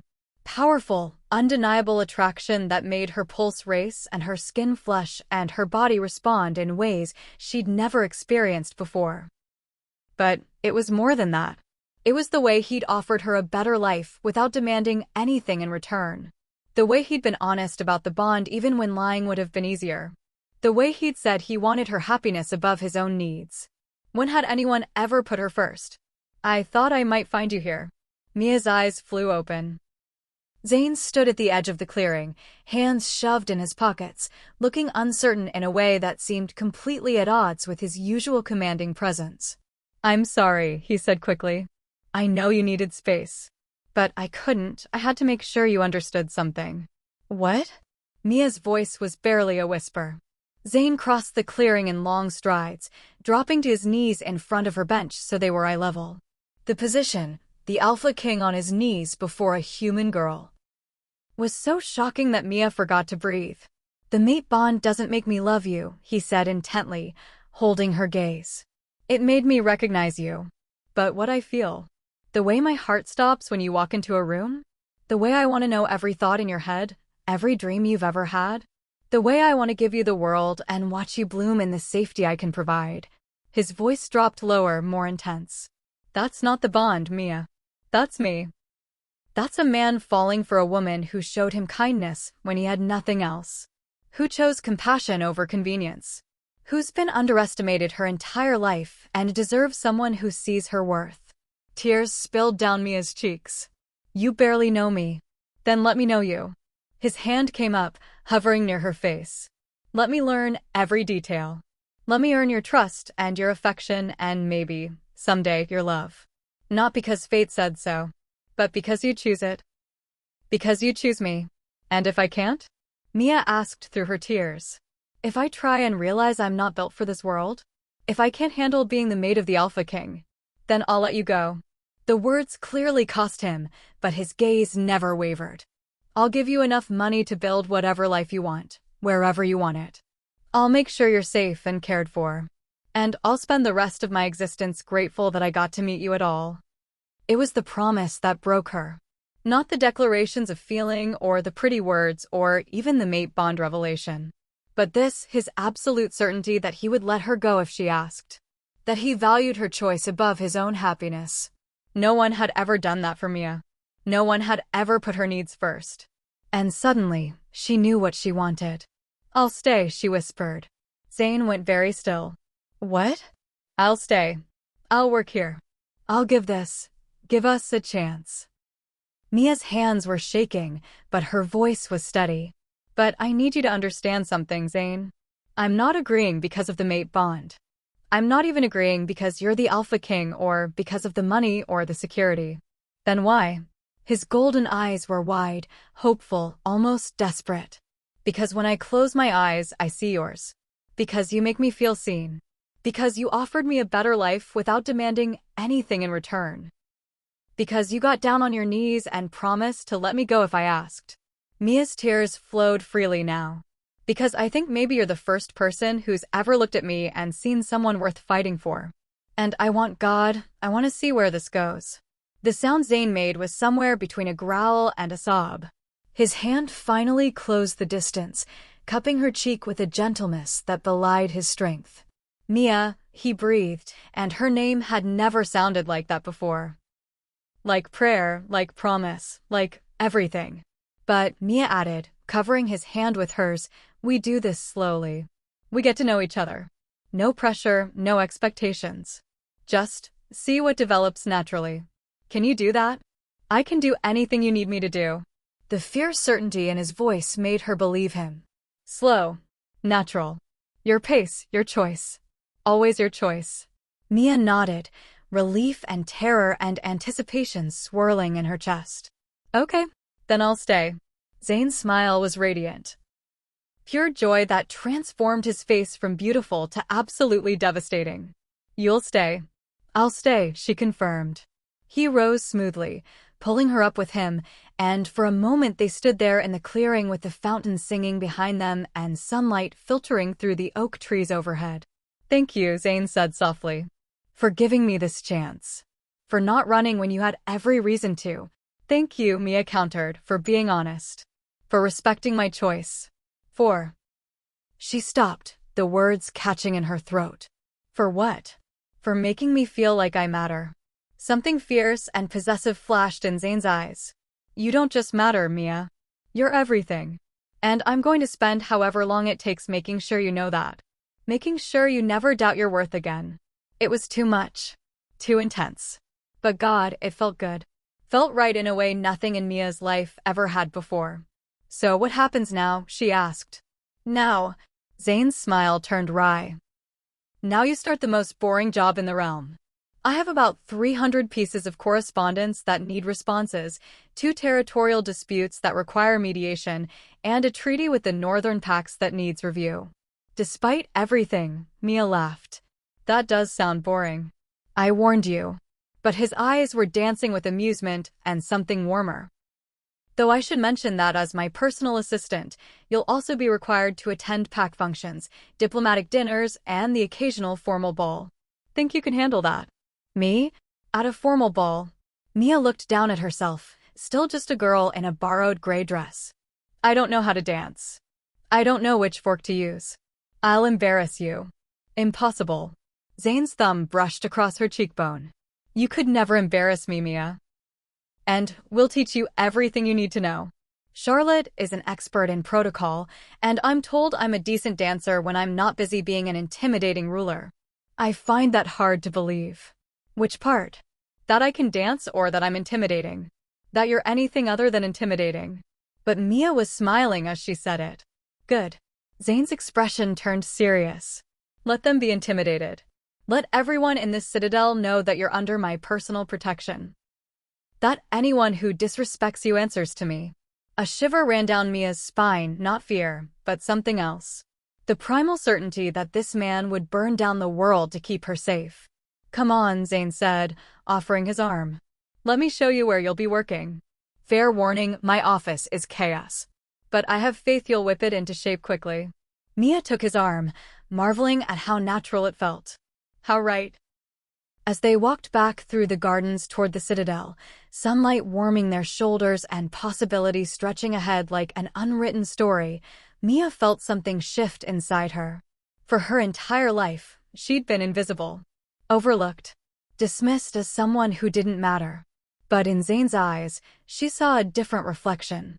Someone worthy. Someone precious.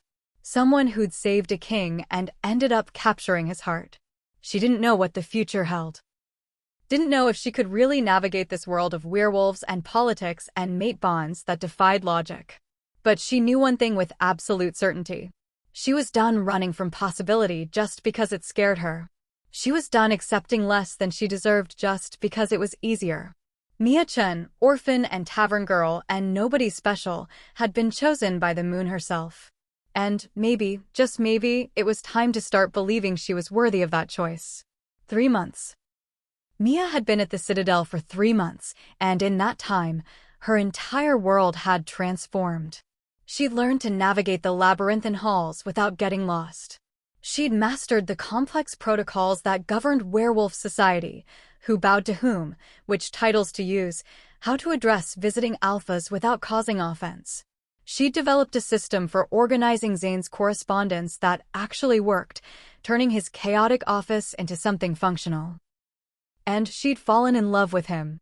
Not because of the mate bond, though she'd come to understand that yes, she did feel it, a constant warmth in her chest whenever he was near, a pull that made her seek him out without conscious thought. But because of the man himself. Zane was nothing like the stories. Yes, he was powerful and commanding and occasionally terrifying when dealing with threats to his pack. But with her, he was gentle, patient, funny in unexpected ways. Dry humor that caught her off guard and made her laugh until her sides hurt. He brought her tea every morning, always prepared exactly how she liked it. He listened when she talked about her day, asking questions that showed he genuinely cared about the details of her life. He'd arranged for her to have access to the Citadel's extensive library, knowing she loved to read. He'd introduced her to his inner circle with pride, making it clear she was to be respected and protected. And he'd kept his promise. Everything between them had developed slowly, naturally. Stolen glances that lingered too long. Hands brushing during meetings. Conversations that stretched late into the night, sitting by the fire in his study while they talked about everything and nothing. He hadn't kissed her yet. Hadn't pushed for more than friendship, though the hunger in his eyes when he looked at her suggested he wanted to. But Mia could feel the tension building between them like a storm waiting to break. The awareness that had sharpened into need. The way her body responded when he was close, pulse quickening, skin flushing, something deep inside her yearning for his touch. She was ready. More than ready. But she was also terrified. Because 3 months at the Citadel had taught her something else. Not everyone was happy about her presence. The werewolves who'd initially been skeptical of a human in a position of trust had mostly come around. Charlotte and Nora had become genuine friends. Liam treated her with warm respect, and even Cole had started occasionally smiling at her jokes. But there was a faction within the pack that saw her as a threat. A weakness. They whispered that the Alpha King was distracted, that he spent too much time with his human assistant, that allowing her to remain set a dangerous precedent. And at the center of that faction was Kara Silvermane. Kara was everything Mia wasn't: tall, beautiful, powerful. The daughter of the Northern Alpha, she'd been staying at the Citadel for the past month ostensibly to negotiate trade agreements. But everyone knew the real reason. She wanted to be Zane's chosen mate. Before Mia, Kara had been the most likely candidate. Strong bloodline, political connections, the kind of werewolf queen the pack would accept without question. Now Mia stood in her way. And Kara had made it very clear she wasn't going to step aside gracefully. Miss Chen. Mia looked up from the stack of correspondence she was reviewing to find one of the younger guards, Nathan, barely 20 with kind brown eyes, standing in the doorway of the office she now shared with Zane. His Majesty asked me to tell you he'll be delayed this evening. Council meeting is running long. Nathan's expression was apologetic. He said not to wait up, but to have dinner without him. Disappointment curled in Mia's stomach. They'd planned to eat together tonight, a quiet dinner in his private quarters away from the formal dining hall's politics and posturing. Thank you, Nathan. He hesitated. Miss Chen, be careful tonight. There are visitors from the Western Territories. They're not friendly toward humans. The warning made Mia's skin prickle. I'll be careful. After Nathan left, Mia tried to focus on her work, but the words blurred together. She was tired, exhausted, actually. The past week had been brutal, preparing for a summit between the major pack leaders. Endless correspondence, seating arrangements that required the strategic planning of a military campaign, dietary requirements for visiting dignitaries who each had their own particular needs. She'd barely slept, barely eaten. And without Zane around to make sure she took breaks, she'd pushed herself too hard. Her head throbbed with the beginning of a headache, and her eyes burned with fatigue. Just finish this last treaty review, she told herself. Then you can rest.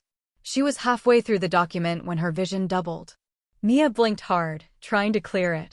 The words swam on the page, refusing to resolve into anything coherent.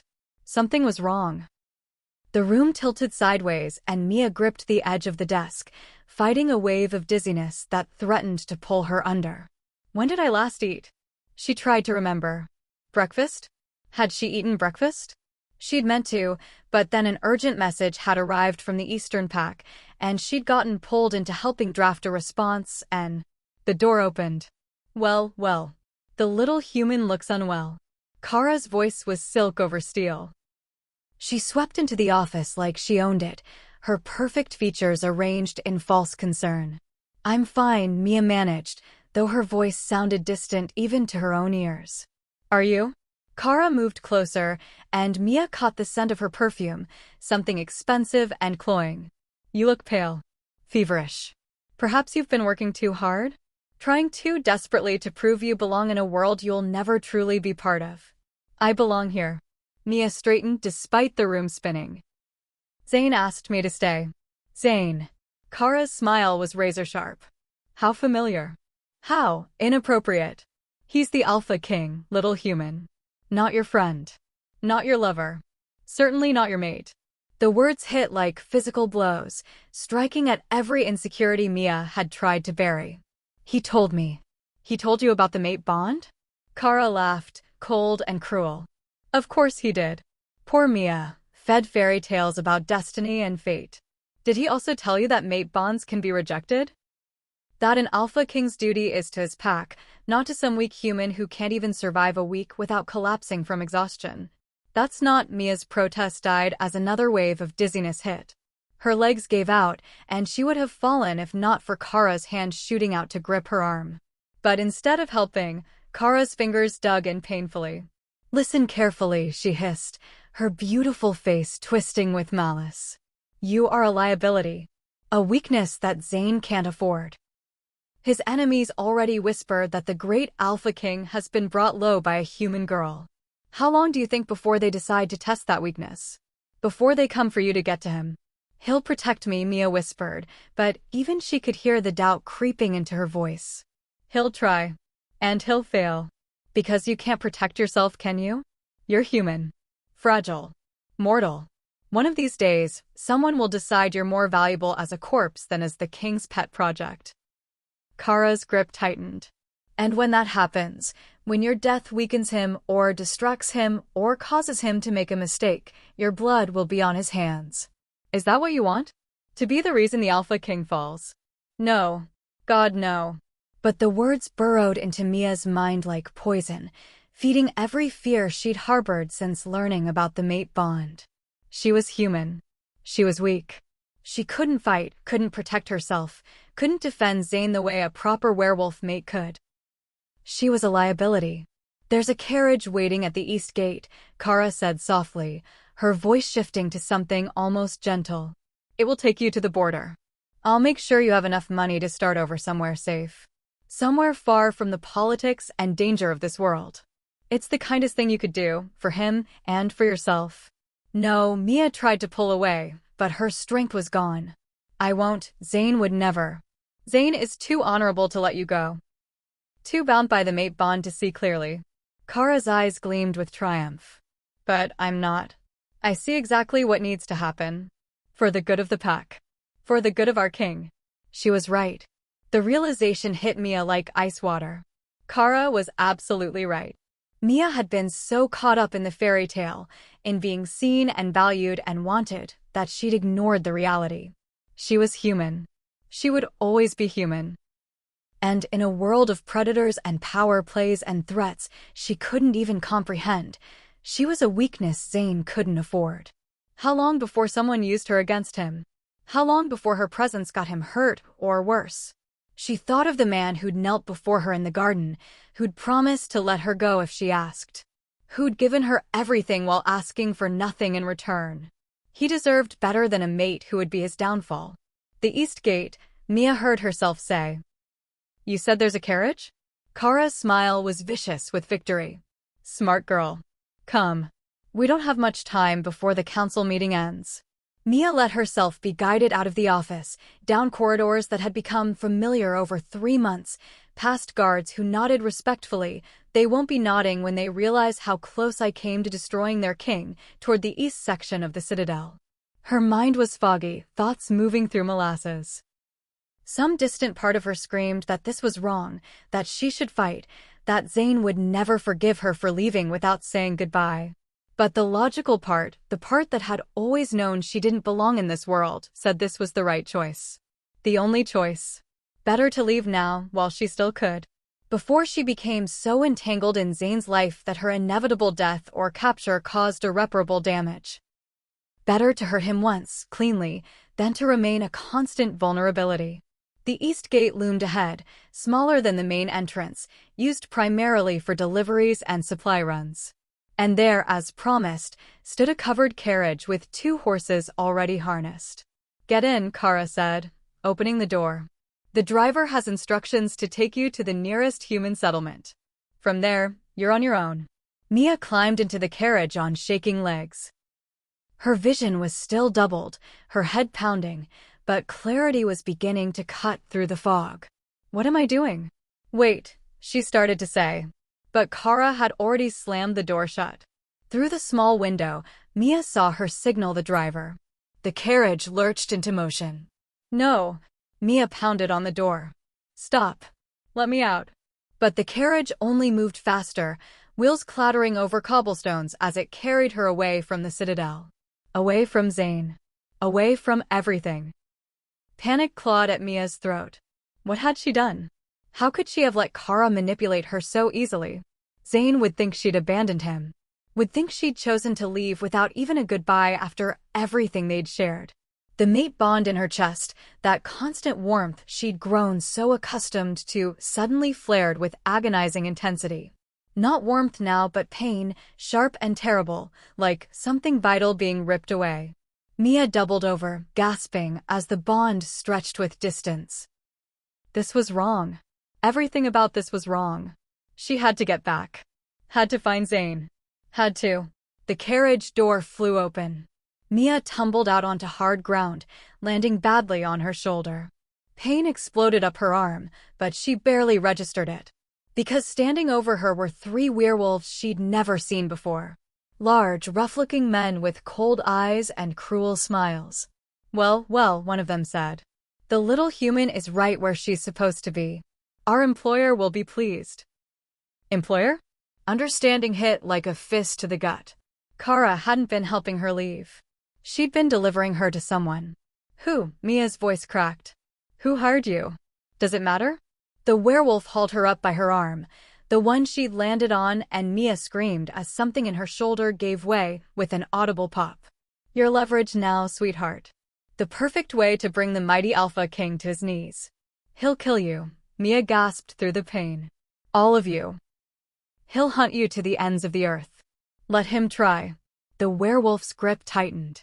"By the time he figures out where you are, our employer will have what they need. And you? You'll be long dead." Terror like Mia had never known froze her blood. She'd been so stupid. So unbelievably stupid. Kara had played her perfectly, exploiting her exhaustion, her insecurities, her fears. And now she was in the hands of enemies who wanted to use her to hurt Zane.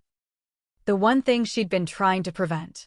"Move," the werewolf snarled, dragging her toward the tree line. Mia stumbled, her injured shoulder screaming, her vision still doubled from exhaustion and whatever Kara had done to her. She tried to fight, tried to pull away, but she was human. Weak. Exactly as Kara had said. They reached the forest edge when a howl split the night. Not just any howl. His howl. Even in human form, even from a distance, Mia recognized it. Felt it in the mate bond that connected them, rage and fear and desperate fury. Zane knew she was gone. The three werewolves froze. Shit, one of them muttered. He wasn't supposed to find out this fast. Another howl answered the first, this one closer. Then another. And another. A chorus of werewolf voices rising in the darkness, hunting calls that promised violence. Run, the werewolf holding Mia shouted to his companions. They fled into the forest, dragging Mia with them. Branches whipped at her face, tore at her clothes, but she barely felt it. The pain in her shoulder was overwhelming, her body shutting down from exhaustion and shock. I'm sorry, she thought desperately, hoping somehow the bond would carry it to Zane. I'm so sorry. I was trying to protect you. I didn't mean. Something massive crashed through the trees behind them. The werewolf holding Mia cursed and yanked her to the side, shoving her against a tree hard enough to knock the breath from her lungs.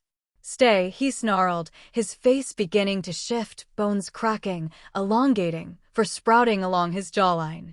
Or I'll snap your neck before the king gets here. Then he was gone, lunging toward the sounds of pursuit. Mia slid down the tree trunk, her legs finally giving out completely. She could hear fighting. Snarls and screams and the horrible sounds of violence that made her want to cover her ears. But she couldn't move, could barely breathe. The forest spun around her, darkness creeping in at the edges of her vision. Not now, she pleaded with her failing body. Please not now. I have to stay conscious. Have to let him know I didn't mean to leave. Mia. Zane's voice, raw with desperation. She tried to answer, but no sound came out. Tried to stand, but her body wouldn't respond. The darkness closed in, pulling her under. The last thing she heard was his anguished howl as he found her. Then nothing. Mia woke to soft sheets and the scent of pine and smoke. For a moment, she didn't remember. Didn't understand why her shoulder was wrapped in bandages, why her entire body ached like she'd been trampled by horses, why her throat was raw. Then memory flooded back. Kara. The carriage. The werewolves who'd taken her. Zane's howl in the darkness. You're awake. Mia turned her head carefully, because everything hurt, to find Zane sitting in a chair beside the bed. He looked terrible. His clothes were torn and blood-stained, his hair wild, his face haggard with exhaustion, and something that looked like barely contained anguish. I'm sorry, Mia croaked. I'm so sorry. I didn't mean, she said I was a weakness, and I believed her and I thought. Stop. Zane's voice was hoarse. He moved from the chair to the bed, sitting beside her, his hand hovering over hers like he was afraid to touch her. Afraid she might shatter. Don't apologize. This isn't your fault. It is. Tears spilled down Mia's cheeks. I let Kara manipulate me. I let her convince me that leaving was the right thing. Her voice broke. I almost got myself killed. Got you hurt trying to save me. Kara is in the dungeons. Something dark and dangerous flickered in Zane's eyes. Along with the werewolves who took you. They'll face pack justice for what they've done. Who hired them? The Southern Alpha. He's been trying to undermine my rule for years. Apparently, he thought kidnapping my mate would be the perfect leverage. Zane's jaw clenched. He was wrong. The flat way he said it suggested the Southern Alpha had learned that lesson the hard way. Zane. I almost lost you. The words burst out of him, raw and terrible. I came out of that meeting and you were gone. Your scent trail led to the east gate, and I thought, his voice cracked. I thought you'd left me. Chosen to walk away. And even then, even thinking you'd rejected the bond, all I could think was that I had to make sure you were safe. Had to find you and protect you even if you never wanted to see me again. I didn't want to leave, Mia said desperately. I never wanted to leave. But Kara said I was making you weak, that my being here put you in danger, and I was so tired and I wasn't thinking clearly and I thought, she choked on a sob. I thought I was protecting you by going. Protecting me? Zane's laugh was hollow. Mia, you are my protection. You're the reason I get up every morning. The reason I'm fighting so hard to be a better king, a better man. You think you make me weak? You make me stronger. Because I have something worth fighting for. Something worth building a better world for. His hand finally closed over hers, warm and solid and real. "But I can't do this if you don't trust me," he continued quietly. "I can't protect you if you run the moment someone tells you that you don't belong. I can't," his voice broke again. "I can't survive thinking I've lost you. You haven't lost me." Mia squeezed his hand with what little strength she had. "I promise. I won't run again. I won't let anyone convince me that I don't belong at your side." "Good." Zane's eyes blazed gold. "Because you do belong here. At my side. In my life. In my heart." He leaned forward, his forehead nearly touching hers. "You're my mate, Mia. My chosen. And I will burn down anyone who tries to take you from me. Anyone who makes you doubt your worth. Anyone who—" "Zane." Mia lifted her good hand to cup his face, feeling the stubble rough against her palm. "I love you." He went very still. "I love you," she repeated, letting the words fill the space between them. "Not because of the mate bond. Not because you're the Alpha King. But because you're you. Because you see me. Because you make me feel like I matter. Because when I'm with you, I'm not just surviving, I'm living." Something that might have been a sob caught in Zane's throat. Then his lips were on hers, desperate and claiming, and achingly gentle all at once. The kiss was everything Mia had imagined and nothing she could have prepared for. Heat and hunger and devotion wrapped in careful restraint because he was still terrified of hurting her, of pushing too hard, of overwhelming her fragile human body. "I love you," he breathed against her mouth. "Gods, Mia, I love you so much it terrifies me. You're everything. My reason. My light in the darkness. Yours," Mia finished. "I'm yours. If you'll have me. If I'll." Zane pulled back just far enough to look at her, his golden eyes bright with unshed tears. "Mia-chan, I would tear apart the world to keep you. Would challenge fate itself if it tried to take you from me. You're not just mine, I'm yours. Completely. Irrevocably. For as long as you'll have me. Forever then." Mia smiled through her tears. "Because I don't plan on letting you go." Zane kissed her again, softer this time, a promise rather than desperation. When they finally pulled apart, Mia was crying and Zane was holding her like she was the most precious thing in existence. "No more running," he said firmly. "No more running," she agreed. "No more letting people like Kara poison your mind with lies. No more lies. And absolutely no more heroic attempts to protect me by leaving." His voice held a note of steel beneath the gentleness. "If you have concerns, you bring them to me. We face them together. Understood? Understood. Good." Zane carefully maneuvered until he was lying beside her on the bed, gathering her against his chest with exquisite care for her injured shoulder. "Now sleep. Heal. And when you wake up, we'll start planning how to show the entire realm exactly what happens to those who threaten my mate." Mia should have been frightened by the dark promise in those words. Instead, she felt safe. Protected. Loved. She drifted off to sleep in Zane's arms, the mate bond humming contentedly between them, knowing that whatever came next, they would face it together. No more running. No more doubt. Just the Alpha King and his human mate, bound by fate and choice and love that refused to be broken. "I am not okay." That was intense. Mia almost lost everything because of lies and manipulation, but their love is stronger than any force trying to tear them apart.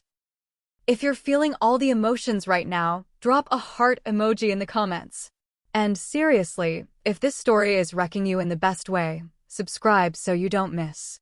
Mia spent 2 days recovering in Zane's private quarters, not the guest suite she'd been given when she first arrived, but his actual bedroom, a space she'd never been allowed to enter before.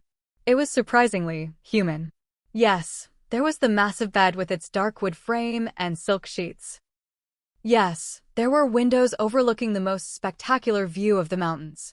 But there were also books stacked haphazardly on the nightstand, a worn armchair by the fireplace with a blanket draped over it, and sketches pinned to one wall, landscapes and wildlife drawn with surprising skill. "You draw?" Mia had asked on that first morning, when she'd finally been strong enough to sit up and take in her surroundings. Zane had looked almost embarrassed. "It helps me think." Clears my mind when politics and pack business become overwhelming. They're beautiful. They're amateur at best. But he'd smiled, pleased by her praise. He'd barely left her side since bringing her back. Charlotte delivered meals, rich broths, and soft breads, designed to build her strength back up. Nora visited briefly, her usual confidence tempered with concern, making Mia promise to be more careful in the future. Liam had stopped by to report that Kara had been returned to her father's territory in disgrace, the engagement negotiations permanently dissolved. But mostly, it was just Mia and Zane. They talked about everything, her childhood in the orphanage after her mother died, the years of scraping by on the edges of survival. His own upbringing as the heir to the Blackwood legacy, the pressure of becoming Alpha King at 25 when his father fell in battle. The loneliness they'd both carried, the sense of never quite fitting anywhere. I used to think I was broken, Mia admitted on the second evening, tucked against Zane's side as they watched the sunset through the windows. Everyone else seemed to find their place so easily. Find people who wanted them. And I was just drifting. Invisible. You were never invisible. Zane's arm tightened around her. You were just surrounded by people too blind to see what was right in front of them. And you see me? I see everything. His golden eyes found hers. I see a woman who's stronger than she knows. Who survived loss and hardship and kept her compassion intact when it would have been easier to become bitter. Who risks everything for strangers because it's the right thing to do. He brushed a strand of hair from her face. I see my mate. My equal. My everything. Mia's breath caught. I don't feel like you're equal. Then let me spend the rest of my life proving you are. It was that conversation, that promise, that changed something fundamental between them. The last walls came down. On the third morning, Mia woke to find Zane already awake, propped on one elbow, watching her with an intensity that made her pulse quicken. Hi, she said softly. Hi. His voice was rough with sleep, deeper than usual. How's your shoulder? Better. It was true, the werewolf healers had worked their magic, and what should have taken weeks to heal had taken days. Still sore, but functional. Good. But Zane didn't look away, his gaze tracking over her face like he was memorizing every detail. What? Mia asked, feeling heat rise in her cheeks. I'm trying to decide if you're strong enough for what I want to do. Oh. Which is? Mia's voice came out breathier than she intended. Kiss you properly. Zane's eyes had gone molten gold. Touch you the way I've been dreaming about for 3 months. Claim you as mine in every way that matters. He paused, jaw tightening with visible restraint. But only if you want that. Only if you're ready. Mia's heart hammered against her ribs. And if I'm not ready? Then I wait. Simple. Absolute. I'd wait forever if that's what you needed, Mia. Your choice. Always your choice. But Mia was done waiting. She'd almost lost him. Almost lost this, the chance to be with the man who'd claimed her heart as completely as fate had bound their souls. I'm ready, she whispered. Zane went very still. Are you certain? Your shoulder is fine. Mia reached up with her good arm, threading her fingers through his dark hair. I'm certain, Zane. I want this. Want you. The sound he made was somewhere between a growl and a groan. Then his mouth was on hers, and this kiss was nothing like the gentle ones they'd shared before. This was hunger. Need. 3 months of restraint finally breaking. His hand slid into her hair, tilting her head to deepen the kiss, and Mia gasped against his lips. She'd been kissed before, awkward, fumbling encounters with boys who didn't know what they were doing. But this was different. Zane kissed like he was claiming her, like he was pouring every ounce of feeling into the connection between them. When he finally pulled back, they were both breathing hard. I need you to understand something, Zane said, his voice gravelly. If we do this, if you let me claim you, there's no going back. The mate bond will complete. You'll be mine in every way that matters, and I'll be yours. The pack will recognize you as their queen. You'll have a target on your back for anyone who wants to challenge me. I already have a target on my back. Mia's fingers traced the sharp line of his jaw. And I'm already yours, Zane. The bond just makes it official. You're sure? His eyes searched hers. Because once I start, I don't know if I can stop. Don't know if I can hold back the way I have been. You're human and you're mine. Mia cut him off. And you won't hurt me. I trust you. Those 3 words, I trust you, seemed to undo something in him. Zane kissed her again, slower this time but no less intense. His hand traced down her side, careful of her healing shoulder, mapping the curves of her body through the thin nightgown Charlotte had provided. Tell me if anything hurts, he murmured against her throat. Tell me if it's too much. Tell me. Zane. Mia pulled him back up to meet her eyes. Stop overthinking. I won't break. You might. But he was smiling now, that devastating smile that made her stomach flip. You're human. Fragile. And I'm a werewolf who's been half mad with wanting you for 3 months. Then show me. Mia's voice dropped to challenge. Show me what it means to be claimed by the Alpha King. Zane's eyes flashed pure gold, the wolf rising to the surface. Careful what you ask for, love. Because I'm about to give you everything. Time passes in intimate privacy. Hours later, Mia lay boneless and satisfied in Zane's arms, her body humming with contentment and the mate bond singing between them with new intensity. It was complete. She could feel it. The connection that had been growing steadily for 3 months had suddenly solidified into something unbreakable. She felt Zane in her chest, a constant presence that was somehow both foreign and utterly right. I can feel you, she breathed. In my head. In my heart. Everywhere. The completed bond. Zane's arms tightened around her. You feel what I feel now. My emotions, my presence. And I feel yours. His voice went rough with wonder. You're so bright, Mia. Like sunshine in my soul. I've never felt anything like it. Is it always like this?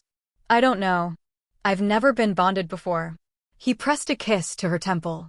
But I suspect it's different for everyone. What we have, he paused, seeming to search for words. It's stronger than it should be. More intense. Maybe because you're human and the bond had to work harder to connect us. Or maybe because we're just us. Mia turned in his arms to face him properly. No regrets? None. Zane's smile was radiant. You. Not a single one. They lay in comfortable silence for a while, the afternoon sun slanting through the windows, the world outside temporarily forgotten. But reality couldn't be kept at bay forever. We need to talk about what happens next, Zane finally said, his tone shifting to something more serious. I know. Mia had been dreading this conversation. Kara's faction. The Southern Alpha. Everyone who sees me as a weakness to exploit. They'll learn otherwise. Steel entered Zane's voice. But yes, we need to be strategic. The pack leaders are gathering in 2 weeks for the Autumn Summit. They'll all be here, every major alpha, their seconds, their advisors.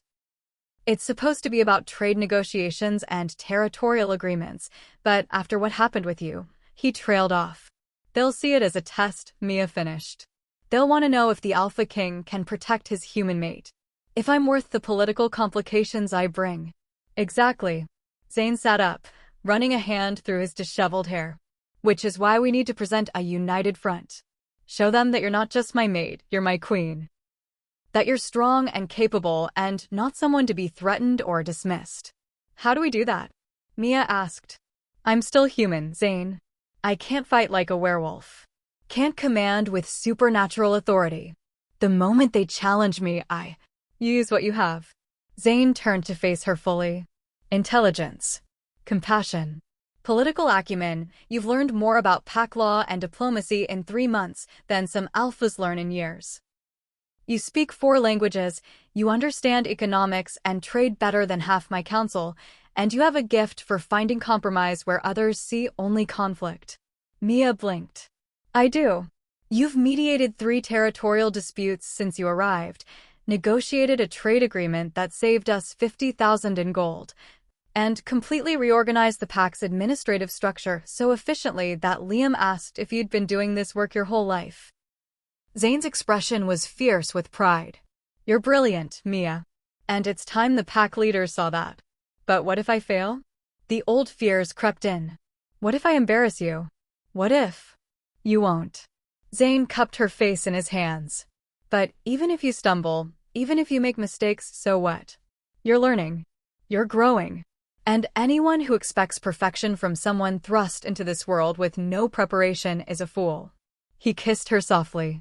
I believe in you, Mia. I need you to start believing in yourself. The words settled something in her chest. Okay, what's the plan? First, we make the bond completion official. There's a ceremony, nothing invasive, just a formal acknowledgement before the pact. Then we start preparing you for the summit. Charlotte will work with you on protocol. Nora will teach you basic self-defense. Self-defense? Mia interrupted. You should know how to protect yourself in an emergency. Not because I won't be there. I will be, always, but because it will make you feel safer. More confident. Zane's expression turned grim. And after what happened with Kara, I want you to have every advantage possible. Mia nodded slowly. It made sense. And maybe learning to defend herself would quiet some of the voices that whispered she was too weak, too fragile, too human. What else? We find you a role. Something official beyond just the Alpha King's mate. Nora suggested ambassador of human-shifter relations. There are thousands of humans living in the borderlands who fall under pack protection but have no real voice in pack politics. You could be that voice. The idea sparked something in Mia's chest. I could do that. I understand what it's like to be powerless, to have no one speak for you. If I could help others who feel that way. You could change lives. Zane smiled. Change the whole structure of how we interact with the human settlements. Bridge the gap between our people. It was perfect. A role that used her background rather than hiding it. That made her humanity an asset instead of a liability. When do we start? Tomorrow. Zane pulled her close again. Today you rest. Heal completely. And let me enjoy having you here in my bed, where you belong. Mia settled against his chest, listening to the steady thrum of his heartbeat. Through the bond, she could feel his contentment, his fierce possessiveness, his overwhelming love. And underneath it all, something else. A determination. A readiness to fight for what was his. For her. Zane, she asked quietly. What happened to the werewolves who took me? The ones working for the Southern Alpha. His arms tightened around her. Do you really want to know? Yes. A long pause. Then. Pack justice.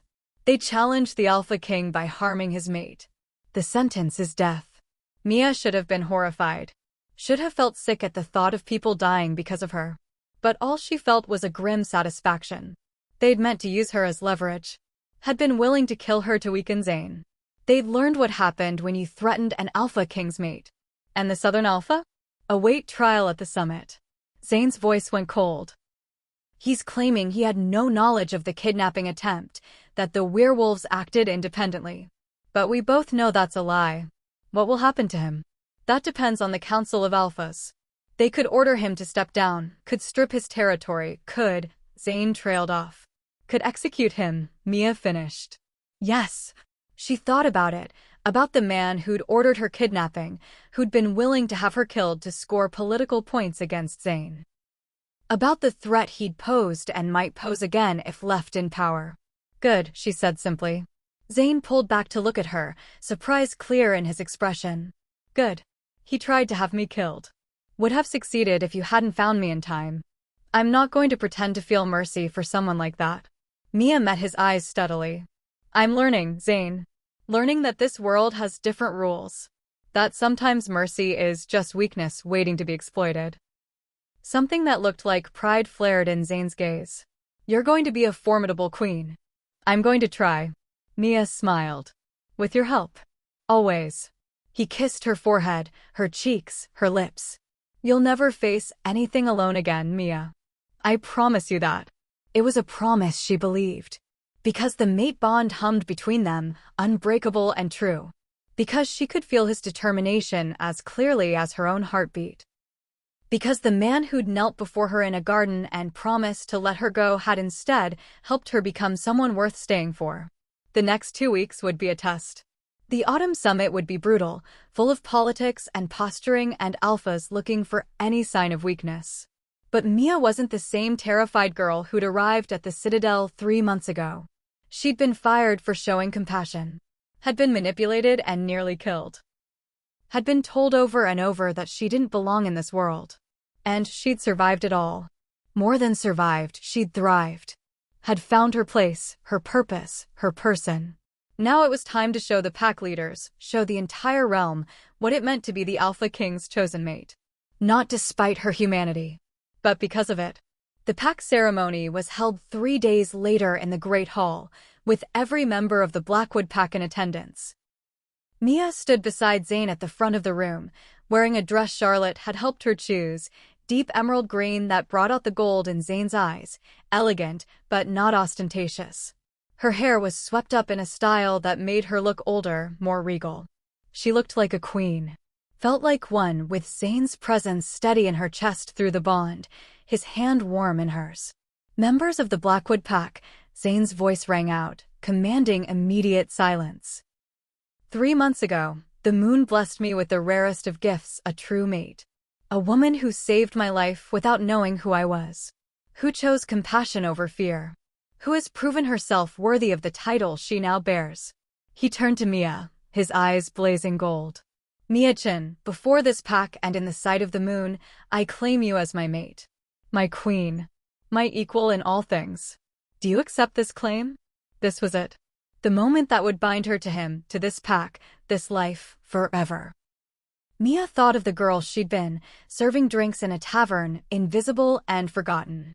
Thought of the man she'd found bleeding in the forest, whose life she'd saved with shaking hands and a stubborn refusal to abandon someone in need. Thought of the future stretching ahead, difficult, yes, but also full of possibility. Full of love and purpose and the chance to make a real difference. I accept. Her voice carried clearly through the hall. I claim you as my mate, my king, my partner. Before this pack and in the sight of the moon, I accept. The bond between them flared, brilliant and binding. Zane pulled her close and kissed her, not gently, not carefully, but with the fierce possessiveness of a werewolf claiming his mate before his entire pack. The great hall erupted in howls, the pack's acknowledgement, their acceptance. Not universal, Mia could tell from the emotions filtering through the bond. There were still those who doubted, who resented, who saw her as an outsider. But there were also many who howled with genuine joy. Who saw what she and Zane had and believed in it. It was a start. When Zane finally released her, Mia turned to face the assembled pack. Hundreds of werewolves, all looking at her with varying degrees of acceptance, curiosity, and skepticism. I know I'm not what you expected, she said clearly. I'm human. I can't shift, can't fight like you can, can't command with supernatural authority. But I can promise you this. I will fight for this pack with everything I have. I will work to bridge the gap between our people and the humans in our territories. I will stand beside your king and help him build a realm worth living in. She paused, meeting as many eyes as she could. I didn't choose to be your queen. The moon chose for me. But I'm choosing to be worthy of that title. And I'm asking you to give me the chance to prove myself. Silence for a heartbeat. Then Nora stepped forward, dropping to one knee. My queen. Charlotte followed. Then Liam. Then Ethan and Cole. One by one, the members of the Blackwood pack knelt, not all of them, but enough. Enough to matter. Zane's hand found hers again, squeezing gently. Through the bond, she felt his pride. His love. His absolute certainty that she was exactly where she belonged. And for the first time since that night in the forest, Mia truly believed it. She was the Alpha King's mate. The Blackwood Queen. And she was ready for whatever came next. They did it. The bond is complete, Mia is officially queen, and I am living for this character development. Our girl went from invisible tavern worker to the Alpha King's queen, and she earned it. If you're cheering for Mia right now, drop a crown emoji in the comments. We're heading into the final acts and things are about to get intense.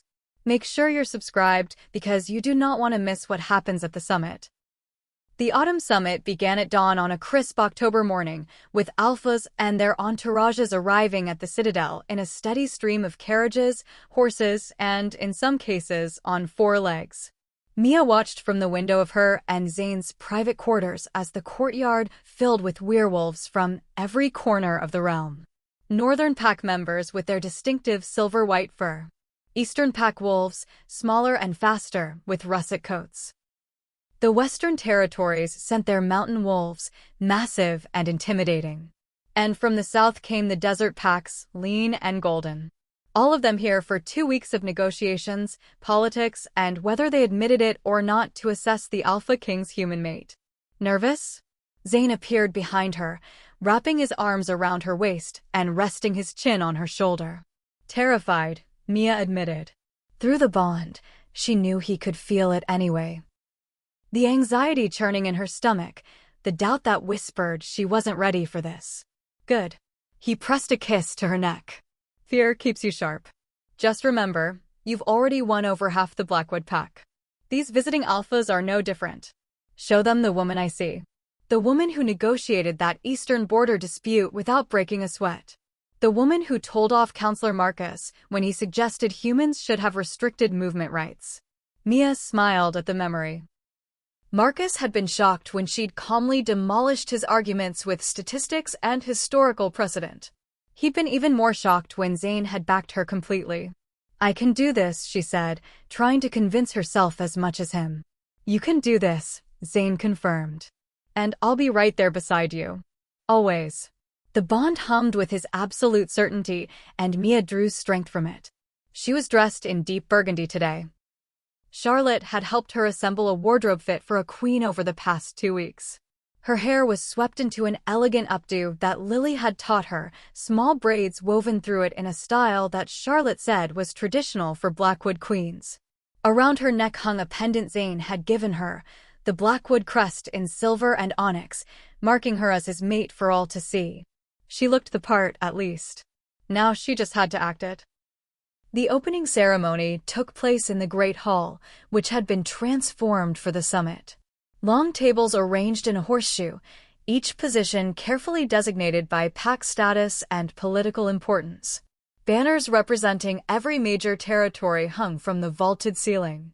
And at the head of the room, elevated on a dais, sat 2 thrones, one for the Alpha King, one for his queen. Mia's stomach flipped when she saw them. She'd never sat in that throne before.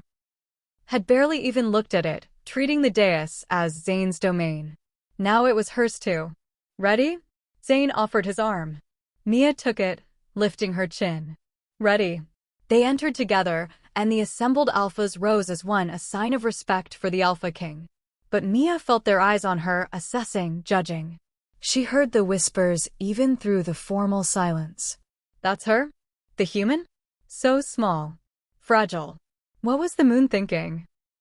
This is the woman who nearly got herself killed by the Southern Alpha's men? Mia kept her expression serene, her steps measured. She'd practiced this with Charlotte, how to walk, how to hold herself, how to project confidence even when she felt anything but. They reached the dais. Zane handed her up first, a deliberate choice, Charlotte had explained, showing that he valued her above even his own position. Then he ascended and they sat together, facing the assembled leaders of the shifter world. Welcome, Zane's voice carried effortlessly through the hall. To the autumn summit of the Great Packs. We gather to discuss trade, territory, and the future of our people. But first, his hand found Mia's, their fingers intertwining. I would formally introduce you to my mate and queen. Mia Chin of the Blackwood Pack. The silence was deafening. Then, slowly, the alphas began to incline their heads in acknowledgement. Not all of them. Mia noticed several who remained stubbornly upright, their expressions ranging from skeptical to openly hostile. One alpha stood. He was older, perhaps 60, with steel-gray hair and cold blue eyes. The Northern Alpha, Lucas Frostborn. Alpha King Blackwood, Frostborn said, his voice carrying the weight of decades of leadership. We mean no disrespect to your mate, but many of us have concerns about a human holding such a high position of power. She has no pack experience, no understanding of our ways, no ability to defend herself in a world of predators. Is there a question in there, Alpha Frostborn? Zane's tone was deceptively mild, but Mia felt his anger through the bond, tightly controlled, but burning hot. Several. Frostborn's gaze shifted to Mia. How can you presume to speak for packs you know nothing about? How can you claim to be queen when you can't even shift? What happens when your human weakness becomes a liability the Alpha King can't afford? The words were sharp, calculated to wound, to make her feel small and inadequate. A month ago, they might have worked. But Mia had spent 2 weeks preparing for exactly this moment. Had studied pack history, territorial law, trade agreements, and political precedent until her eyes burned. Had learned to defend herself with Nora, building strength and confidence even if she'd never match Werewolf speed or power. Had mediated disputes and negotiated treaties and proven, at least to herself, that she belonged here. She stood, and the movement drew every eye in the room. Alpha Frostborn, Mia said clearly. You're right. I can't shift. I don't have supernatural strength or healing or centuries of pack tradition in my blood. What I do have is perspective. The ability to see our world through both human and shifter eyes. To understand the concerns of the thousands of humans living under pack protection who have never had a voice in the decisions that affect their lives. She moved forward to the edge of the dais, meeting Frostborn's gaze directly. You ask how I can presume to speak for packs I know nothing about? I've spent 3 months studying every territorial agreement, every trade treaty, every law and custom that governs our people. I know that the Northern Pack has a border dispute with the Eastern Territories over fishing rights that's been unresolved for 6 years. I know that the Western Mountain Wolves are struggling with food shortages because climate shifts have driven their prey populations south. I know that the Southern Deserts, she paused deliberately, were led by an alpha who was willing to kidnap and murder an innocent woman for political gain. Shocked murmurs rippled through the hall. You ask what happens when my human weakness becomes a liability? Mia continued, her voice gaining strength. It already has. I was manipulated, kidnapped, and nearly killed. And you know what happened? The Alpha King decimated those who threatened me. Proved that his mate, human or not, is under his absolute protection. And I learned that weakness isn't about physical strength. It's about letting fear control you. Letting others tell you that you don't belong. She looked around the room, meeting as many eyes as she could. I won't apologize for being human. Won't apologize for seeing the world differently than you do. Because that difference is exactly what this realm needs, someone who can bridge the gap between our peoples. Someone who understands what it means to be powerless and fights to give voice to those who have none. Mia turned back to Frostborn. So to answer your question, Alpha Frostborn, I presume to be queen because the moon chose me. Because the Alpha King claimed me. And because I'm willing to work harder than anyone else in this room to prove I'm worthy of that title. Are you willing to give me that chance? Or are you so bound by tradition that you can't see the opportunity standing right in front of you? Silence. Then, unexpectedly, a laugh. A woman stood tall, powerful, with dark skin and amber eyes that gleamed with amusement. The Eastern Alpha, Maya Swiftwater. Well said, little queen. Maya's smile was approving. Frostborn, she just dissected your argument and threw it back in your face. With statistics and historical context, no less. I don't know about you, but I'm impressed. Another alpha stood, this one younger, maybe 40, with auburn hair and a scar across his jaw. Western Territory leader, Ethan Stoneclaw. I agree with Alpha Swiftwater. The human, he paused, correcting himself. The queen makes valid points. We've been so focused on tradition that we've ignored the changing world around us. Maybe it's time we had someone who can see beyond pack politics. She's a liability. Another voice, harsh, angry. A man Mia didn't recognize, his face twisted with contempt. Human sympathizers will use her as an excuse to challenge pack authority, to demand equal representation, to undermine everything we've built. Everything you've built on the backs of human labor and resources. Mia shot back before she could stop herself. Tell me, Alpha, I'm sorry, I don't know your name. Dane Ironclaw. Southern Territories. His lip curled. Temporary replacement for the Alpha who allegedly ordered your kidnapping. So he was the Southern Alpha second. No wonder he was hostile. Tell me, Alpha Ironclaw, Mia continued, keeping her voice level. How many humans live in the Southern Territories under pack protection? I don't see how that's relevant. Humor me. Ironclaw's jaw tightened. Approximately 15,000. 15,000 humans who pay taxes to your pack, who provide labor for your industries, who follow your laws. And how many of them have any say in the policies that govern their lives? They're humans. They don't need. They're people. Mia's voice cut through his protest. People who deserve basic dignity and representation. People who could be assets to your pack instead of just resources to exploit. But you can't see that, can you? Because you're too busy clinging to the old ways. Too threatened by the possibility that humans might actually have value beyond what they can produce for you. How dare you? Ireclaw surged forward, and Mia's heart leaped into her throat. Zane was on his feet instantly, power radiating from him in waves that made the air crackle. His eyes blazed pure gold, and when he spoke, his voice carried the weight of absolute authority. Sit down. It wasn't a request. It was a command that resonated with alpha dominance, and even Ireclaw, furious as he was, couldn't resist it. He dropped back into his seat, trembling with barely suppressed rage. "Let me make something crystal clear," Zane said, his voice dropping to a dangerous quiet that somehow carried better than shouting. "Mia is my mate. My queen. An attack on her is an attack on me. Disrespect toward her is disrespect toward the crown. And anyone who threatens her in any way will learn exactly why I am the Alpha King and you are not." He let that sink in for a moment, his gaze sweeping the room. "We are gathered here to build a better future for our people, all our people, not just shifters. The world is changing. Human populations are growing. Technology is advancing. We can either adapt and thrive, or we can cling to tradition and watch our influence fade." Zane's hand found Mia's, pulling her close.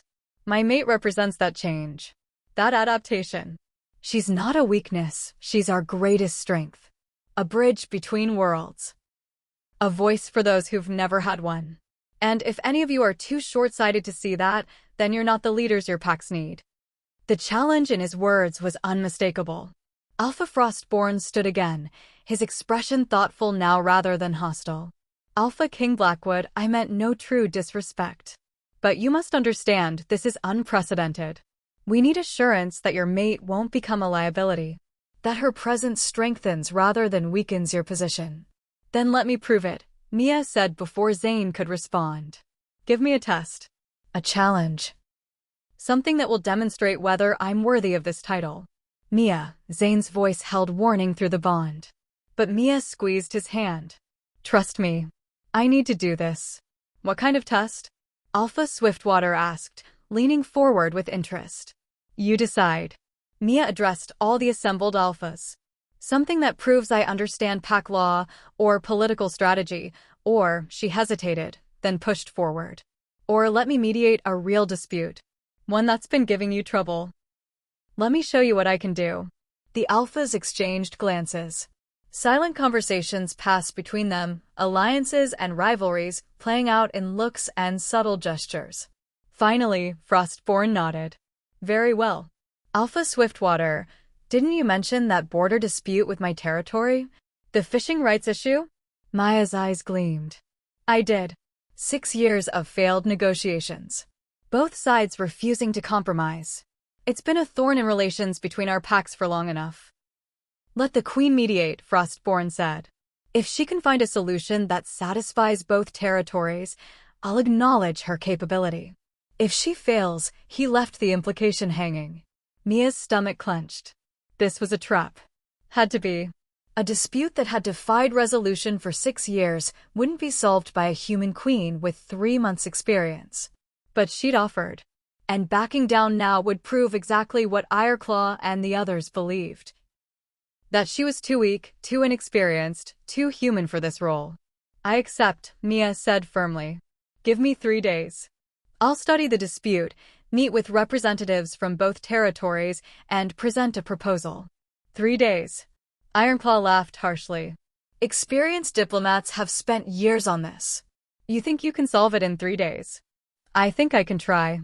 Mia lifted her chin. "Which is more than anyone else seems willing to do." Zane's emotions through the bond were complicated.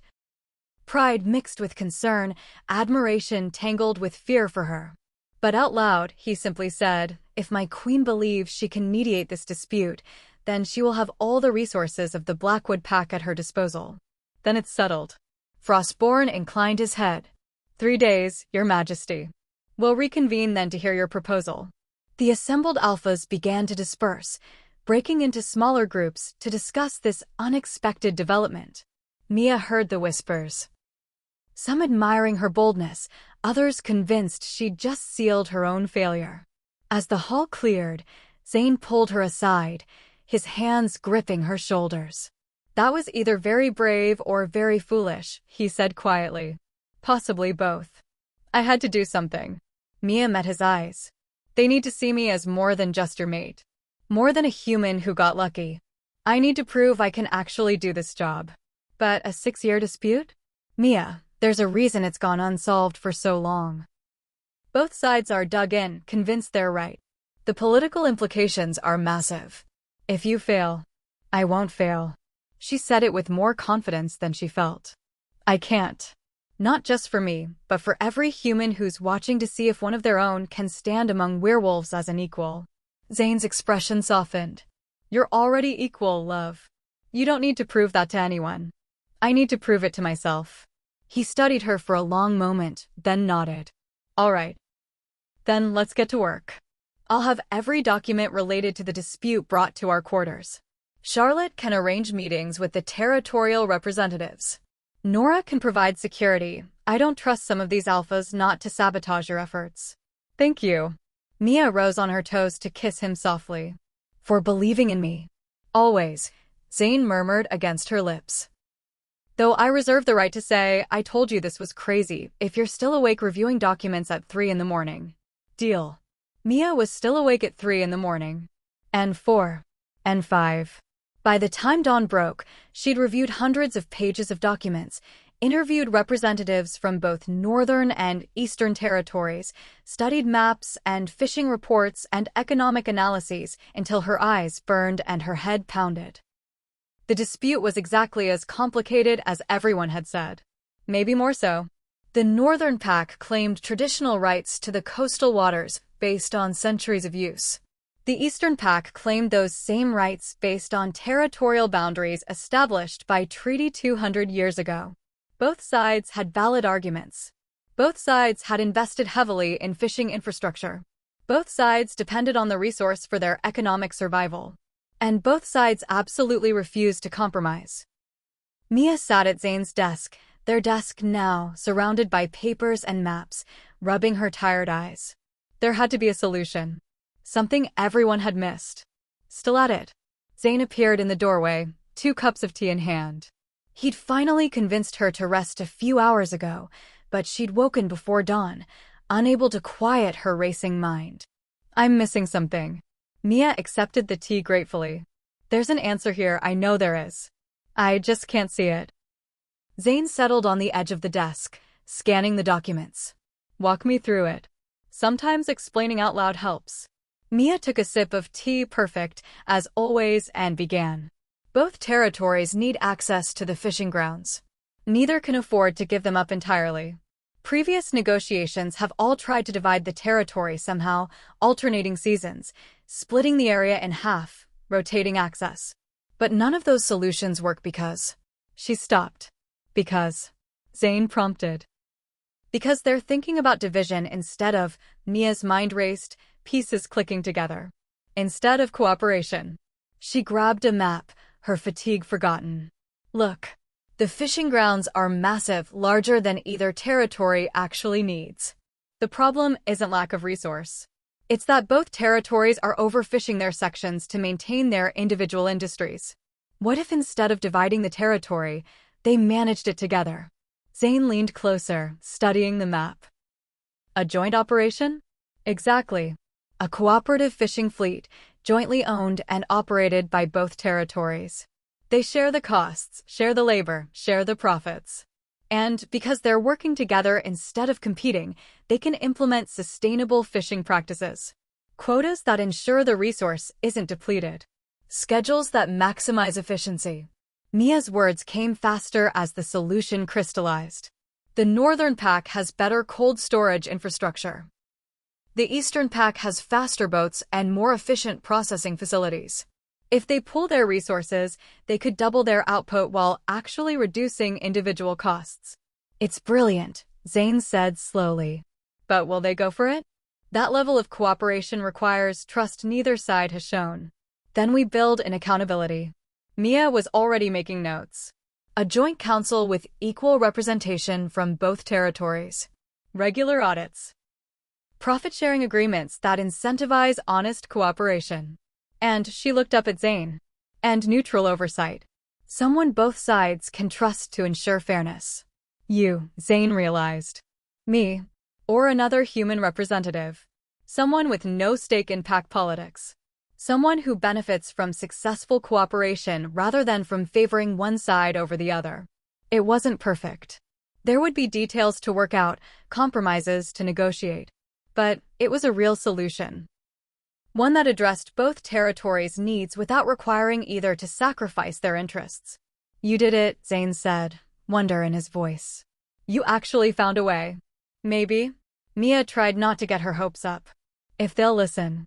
If they're willing to try something new, they'll listen.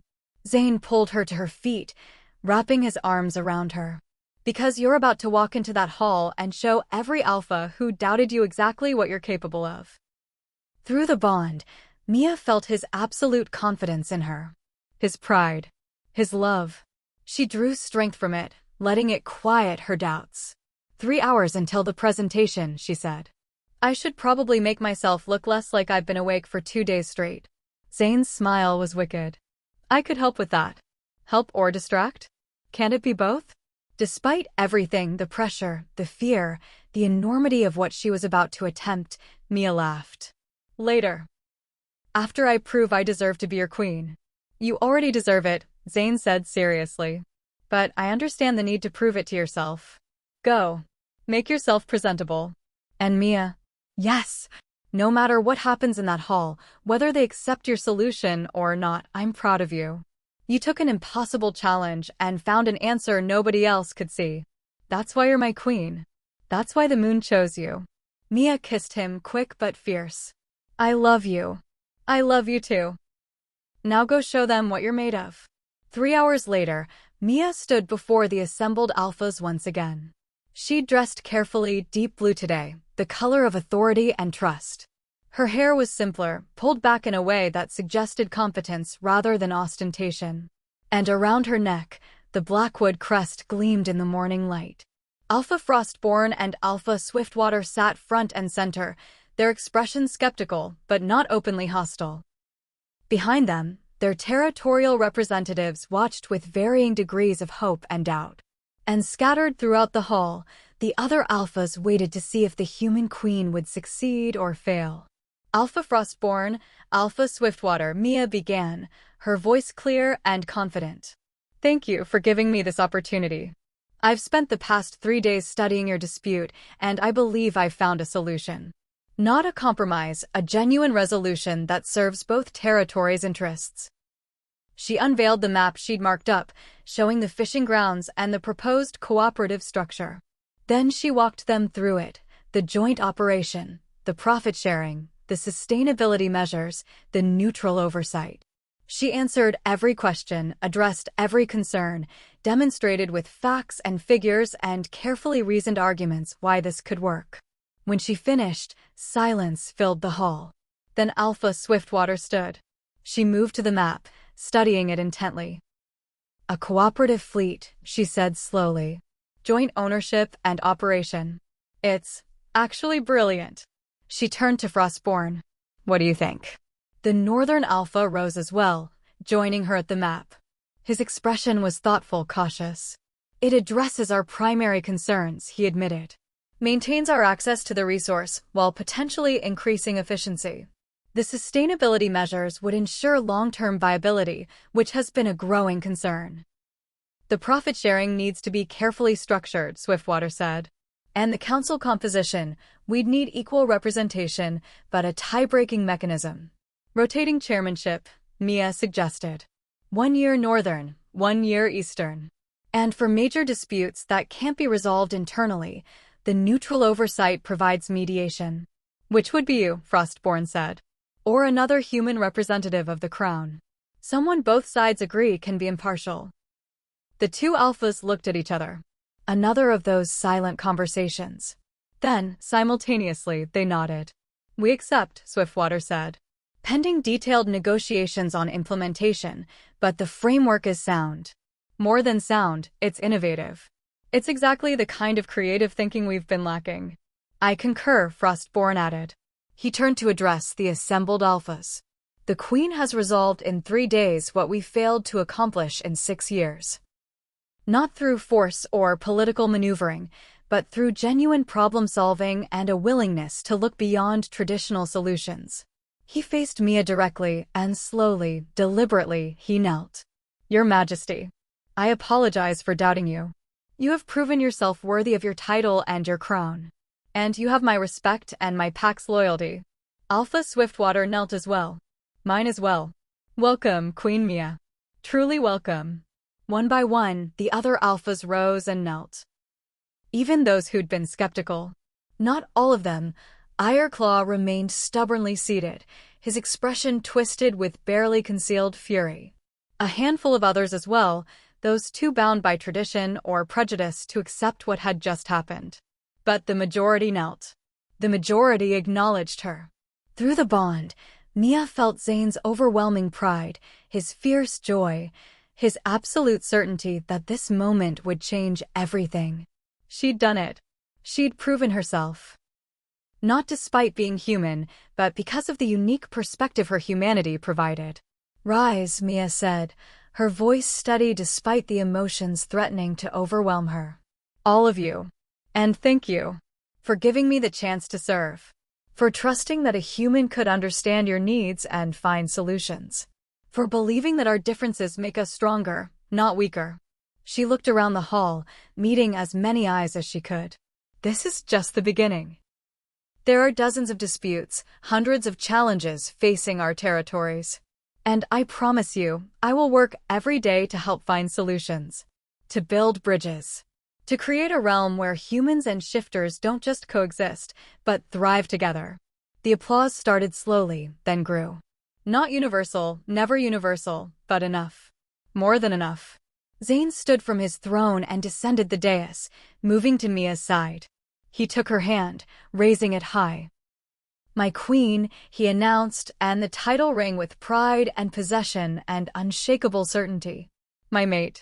My equal in all things. The applause became howls, the pack's ultimate acknowledgement. And standing there, hand in hand with the man who'd claimed her heart, surrounded by werewolves who'd finally accepted her as one of their own, Mia felt something shift fundamentally inside her. She wasn't just surviving anymore. She was thriving. She had found her place, her purpose, her power.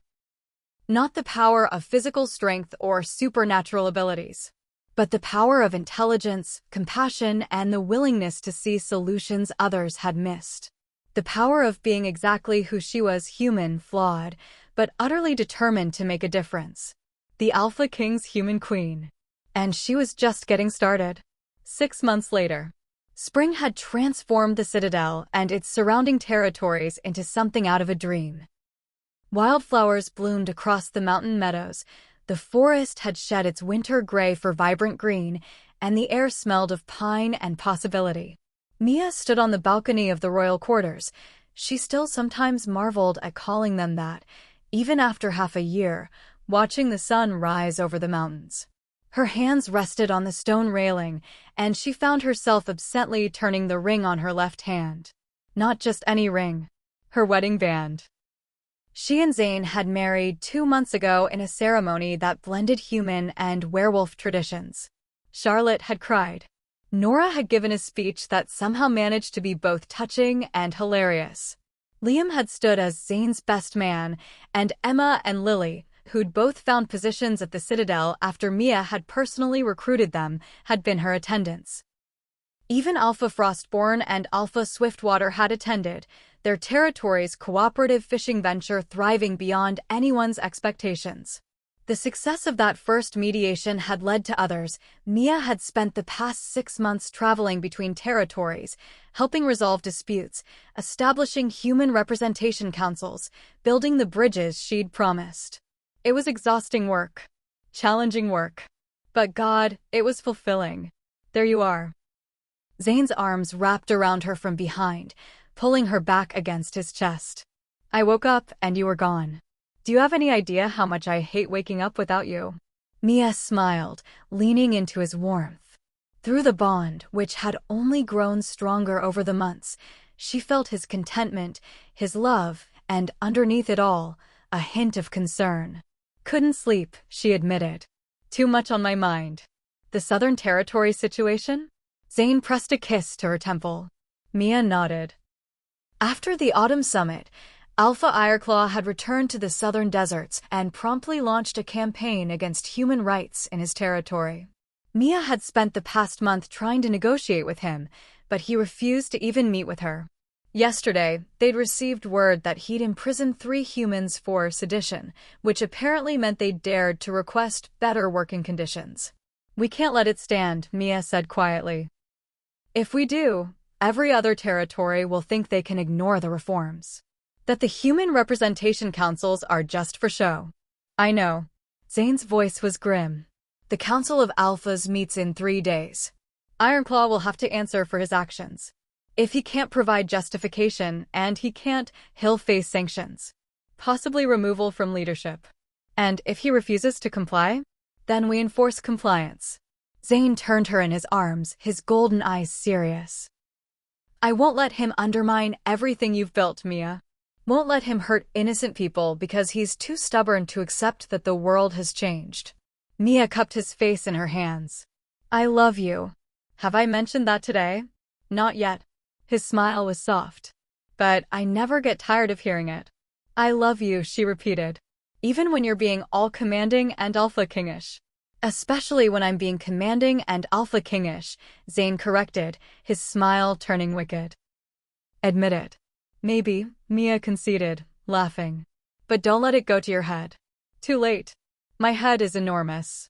You've inflated my ego beyond repair. Poor baby. Mia kissed him softly. However will you cope? I'll manage. Zane's arms tightened around her. Especially with you by my side. Speaking of which, Charlotte mentioned you have a busy day.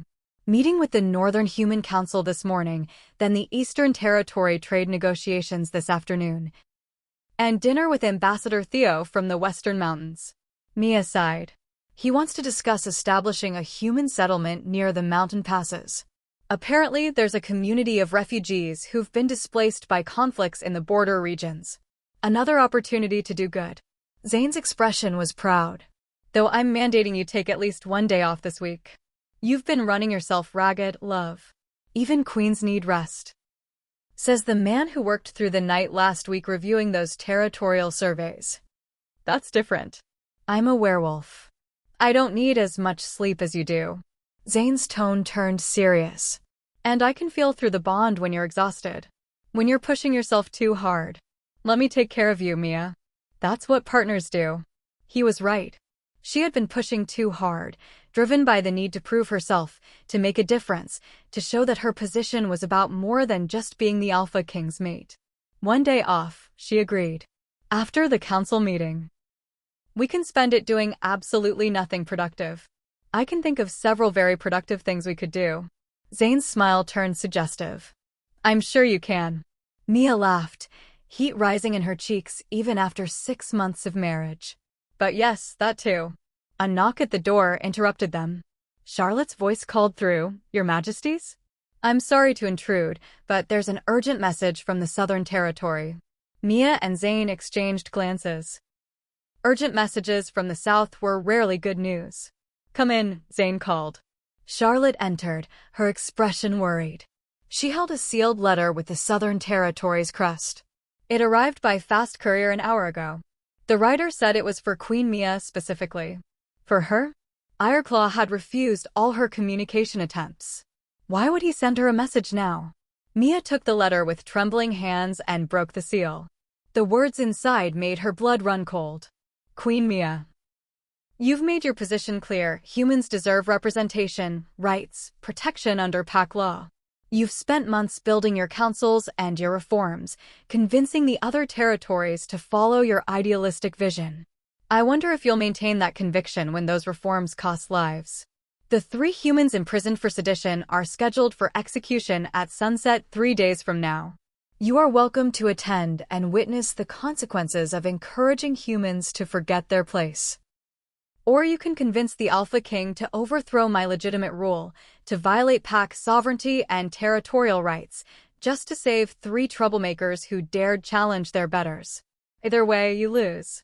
Either you watch your precious humans die, or you prove that your reforms only matter when they're convenient, when they don't require real sacrifice. Choose wisely, little queen. Alpha Dane Ironclaw. That son of a... Zane had read over her shoulder, and his power flared through the room, making the air crackle. He's using those people as bait, trying to force us into a position where any action we take undermines our authority. If we intervene, the other alphas will say we're violating territorial sovereignty, Mia said, her mind racing, setting a precedent that the crown can override legitimate pack leadership. It could undo months of careful diplomacy. And if we don't intervene, those people die. And every other human in our territories learns that our promises of protection mean nothing when tested. Zane's jaw clenched. It's a trap either way. Then we find a third option. Mia's hands steadied as determination replaced fear. We don't violate sovereignty. We use the system we've already established. The Council of Alphas meets in 3 days, the same day as the scheduled execution. We call an emergency session. Present evidence of Ironclaw's abuses. Let the Council remove him from power through proper channels. The Council might not act in time, Zane warned. Pack politics move slowly. There will be debates, procedural arguments, calls for more evidence. And Ironclaw knows this. He's counting on bureaucracy to be his shield. Then we make them act faster. Mia's mind was already working through possibilities. We don't just present evidence of these 3 imprisonments. We present everything. Every abuse, every violation of the agreements he signed at the Autumn Summit, every instance of him undermining the reforms. We build a case so overwhelming that the Council has no choice but to act immediately. Charlotte cleared her throat softly. Your Majesty, if I may, there might be a way to buy more time. The execution is scheduled for sunset. But pack law requires the presiding alpha to conduct the execution personally, and it must be done within his own territory.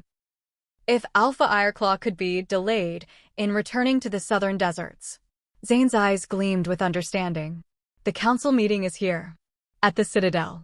If we can keep Ironclaw occupied in discussions until after sunset.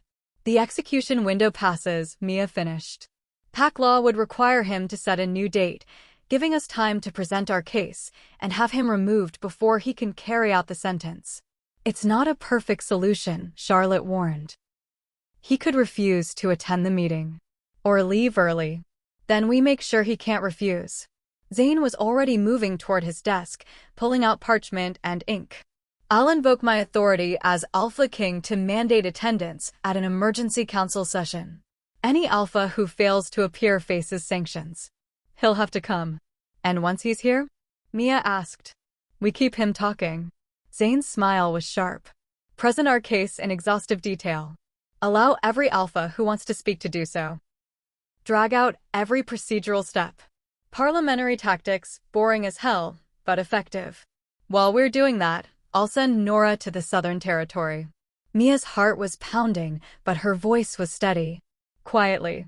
Not an invasion force, just a small team to secure the prisoners and get them out before Ironclaw realizes what's happening. That's still technically a violation of sovereignty, Charlotte pointed out gently. Is it? Mia met her eyes. The prisoners are humans under crown protection. We're not overthrowing Ironclaw's rule or occupying his territory. We're simply enforcing the protections we promised. Protections that every alpha, including Ironclaw, agreed to at the Autumn Summit. It's a gray area, Zane said slowly. But it might work. Especially if we frame it as a rescue operation rather than a political intervention. We're not saying Ironclaw doesn't have the right to imprison lawbreakers. We're saying these specific humans weren't lawbreakers, just people exercising their right to petition for better treatment. He won't see it that way, Mia warned. No. He'll see it as exactly what it is, us outmaneuvering him. Zane's expression was fierce. And by the time he realizes what's happened, the council will have already removed him from power. His successor can choose whether to pursue the matter or let it drop. It was risky. So many things could go wrong. But it was better than the alternatives, better than watching innocent people die, or starting a war over territorial sovereignty. Do it, Mia said. Send the summons. I'll start compiling evidence. Charlotte, can you coordinate with Nora on the rescue operation? Already on it, Your Majesty. Charlotte bowed and hurried from the room. Zane pulled Mia into his arms, pressing his forehead against hers. This is going to get messy. I know. Ironclaw will fight back. We'll try to paint you as overstepping, as a human who doesn't understand pack law. Let him. Mia's voice was steel. I'm done letting bullies like him dictate what I can and can't do. I'm the queen. And queens protect their people, all their people, not just the ones it's politically convenient to care about. Pride surged through the bond. That's my mate. My fierce, brilliant, unstoppable mate. I learned from the best. Mia kissed him softly. Now let's go save some lives and remove a tyrant. Just another day in the life of the Alpha King and his human queen. 3 days later. The emergency council session was in its 8th hour, and Mia could see the frustration building on Ironclaw's face as another Alpha stood to voice concerns about human rights violations in the Southern Territory. They'd been at this all day, presentation after presentation of evidence. Testimonies from refugees who'd fled the southern deserts. Trade reports showing suspicious patterns. Letters from human communities detailing abuses. Through it all, Ironclaw had sat rigid with barely controlled fury, forced by protocol to listen, to respond to questions, to defend his policies. And through it all, the sun had moved steadily across the sky. Mia glanced at the windows. The light was golden now, slanting towards sunset. Any minute now. A messenger entered quietly, handing a note to Zane. He read it, his expression carefully neutral, then passed it to Mia. Prisoners secured. Moving to safe location. No casualties. N. Relief flooded through Mia so intensely she had to grip the arm of her throne to stay steady. They'd done it. Nora had gotten those people out before sunset. Alpha Ironclaw, Zane said, his voice cutting through the latest testimony. I believe we've heard enough evidence. The council will now vote on whether your actions constitute grounds for removal from leadership. You can't be serious. Ironclaw surged to his feet. This is a witch hunt. A human-loving propaganda campaign designed to undermine legitimate pack authority. This is justice, Alpha Swiftwater said coldly. You signed the human protection agreements at the Autumn Summit. You violated those agreements repeatedly. The evidence is overwhelming. I have the right to discipline seditionists in my own territory. You have the right to enforce reasonable laws, Alpha Frostborn corrected. Not to imprison people for requesting better working conditions. Not to schedule executions as political theater. And certainly not to use human lives as pawns in your vendetta against the Queen. Speaking of which, Ironclaw's eyes narrowed. Where are those prisoners now? Shouldn't they be in my custody awaiting execution? Mia stood, and silence fell. The prisoners you speak of are safe.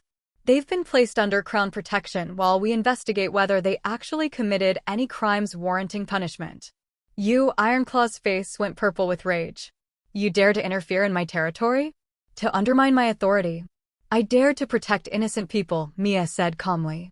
As is my right and duty as queen. You attempted to execute them without trial, without evidence, without any process beyond your personal vendetta. That's not justice, Alpha Ironclaw. That's tyranny. The council will now vote, Zane announced. All in favor of removing Alpha Dane Ironclaw from leadership of the Southern Territory, raise your hands. One by one, hands rose. Not all of them. There were still a few who sided with Ironclaw's traditional views. But the majority was clear.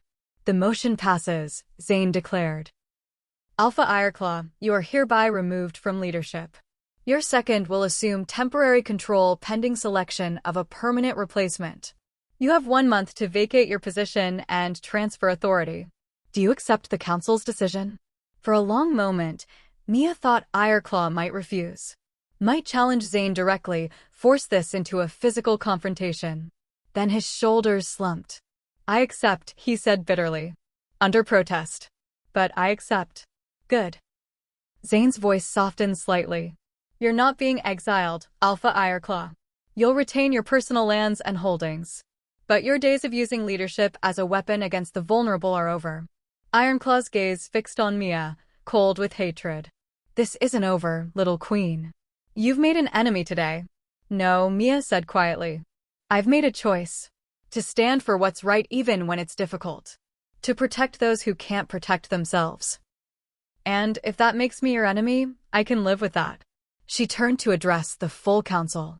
Let this be a message to all the territories: human rights are not negotiable. The protections we've established are not suggestions. They're law. And we will enforce them, by council vote when possible, by crown intervention when necessary. The human has spoken, Ireclaw sneered. All hail the new order, where pack alphas bow to mortal winds. No, Alpha Swiftwater said sharply. Where pack alphas honor the agreements they sign. Where leadership means protecting all people under your care, not just the ones who look like you. That's not a new order, Ireclaw. That's basic decency. And if you can't see the difference, then you don't deserve to lead. The council session ended shortly after, alphas dispersing to their quarters or territories. Mia felt the exhaustion hit her the moment the formal proceedings concluded. 8 hours of testimony and debate, 3 days of preparation, weeks of building this case. But they'd won. Those 3 humans were safe. Ireclaw was out of power. And they'd established precedent that the crown could and would intervene when pack leaders abused their authority. Come on, Zane said softly, taking her hand. You need rest. I need to meet the people we rescued, Mia protested. Make sure they're okay. Find them safe housing, help them. Charlotte is already handling it. Nora's with them now, getting them settled. You can meet them tomorrow. Zane pulled her close, and she could feel his concern through the bond. You're running on fumes, love. Let me take care of you. Mia wanted to argue. But the truth was, she was exhausted. Running on adrenaline and determination for days, and now that the crisis was over, her body was demanding rest. Okay, she finally agreed. Tomorrow. But I want a full report on. Tomorrow, Zane repeated firmly. Tonight you rest. Doctor's orders. You're not a doctor. I'm the Alpha King. Close enough. Despite everything, Mia laughed. That's not how that works. In this kingdom, I make the rules. Zane scooped her into his arms before she could protest, carrying her toward their quarters. And I'm declaring it illegal for queens to work themselves into exhaustion. Penalty is mandatory rest and pampering. You're ridiculous. You love me anyway. I really do, Mia said softly, resting her head against his shoulder. 2 months later, summer festival. The Citadel courtyard had been transformed into something magical. Lanterns hung from every available surface, casting warm golden light as the sun set. Long tables groaned under the weight of food, dishes from every territory, human and werewolf cuisine side by side. Musicians played a blend of traditional folk songs and newer compositions. And everywhere, people laughed and danced and celebrated.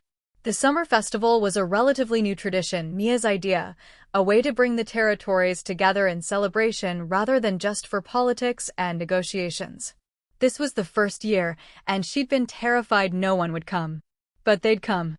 Hundreds of them, werewolves and humans from every corner of the realm, mixing and mingling in ways that would have been unthinkable a year ago. It's beautiful, Charlotte said, appearing at Mia's elbow with 2 cups of spiced wine. You should be proud. We should all be proud. Mia accepted the wine gratefully. This isn't just my success. It's everyone's. All the people who believed that our world could be better. Who were willing to work for it. Spoken like a true queen. Nora joined them, already slightly flushed from dancing. Have you seen the Eastern and Northern delegations? They're actually talking to each other. Friendly conversation, not just political posturing. Your fishing cooperative has apparently become the model everyone wants to emulate. 7 more joint ventures in the works, Charlotte added. Cross-territory cooperation on trade, resource management, infrastructure. It's remarkable what people can accomplish when they're not busy fighting over scraps. Mia watched the crowd, her heart full. She spotted Lily dancing with one of the younger Blackwood guards, both of them laughing. Emma was deep in conversation with Alpha Swiftwater's second, discussing something that involved a lot of enthusiastic hand gestures. Even Alpha Frostborn was there, looking slightly uncomfortable but gamely participating in the festivities. The Southern Territory had new leadership now, a younger Alpha named Aaron who'd immediately begun implementing reforms and repairing relationships with the Crown. The 3 humans Mia had rescued had become advocates for change in their community, sharing their story and encouraging others to speak up. Everything they'd fought for, everything they'd risked, it was actually working. "May I have this dance?" Zane's voice was warm in her ear. Mia turned to find him standing there, hand extended, golden eyes gleaming with love and pride and mischief. "I don't know," she teased. "Are you sure the Alpha King wants to be seen dancing with a mere human?" The Alpha King wants nothing more than to dance with his brilliant, beautiful, absolutely infuriating mate. Zane pulled her close. "Who has spent the past year turning our world upside down in the best possible way? Who never stops fighting for what's right, even when it's hard? Who makes me want to be better every single day?" They moved onto the dance floor. Mia had gotten much better at dancing in the past months, though she still occasionally stepped on Zane's feet. And the crowd parted to give them space. "I love this," Mia said softly as they swayed to the music. "All of it. The reforms, the cooperation, seeing people from different worlds come together. But you know what I love most? Tell me.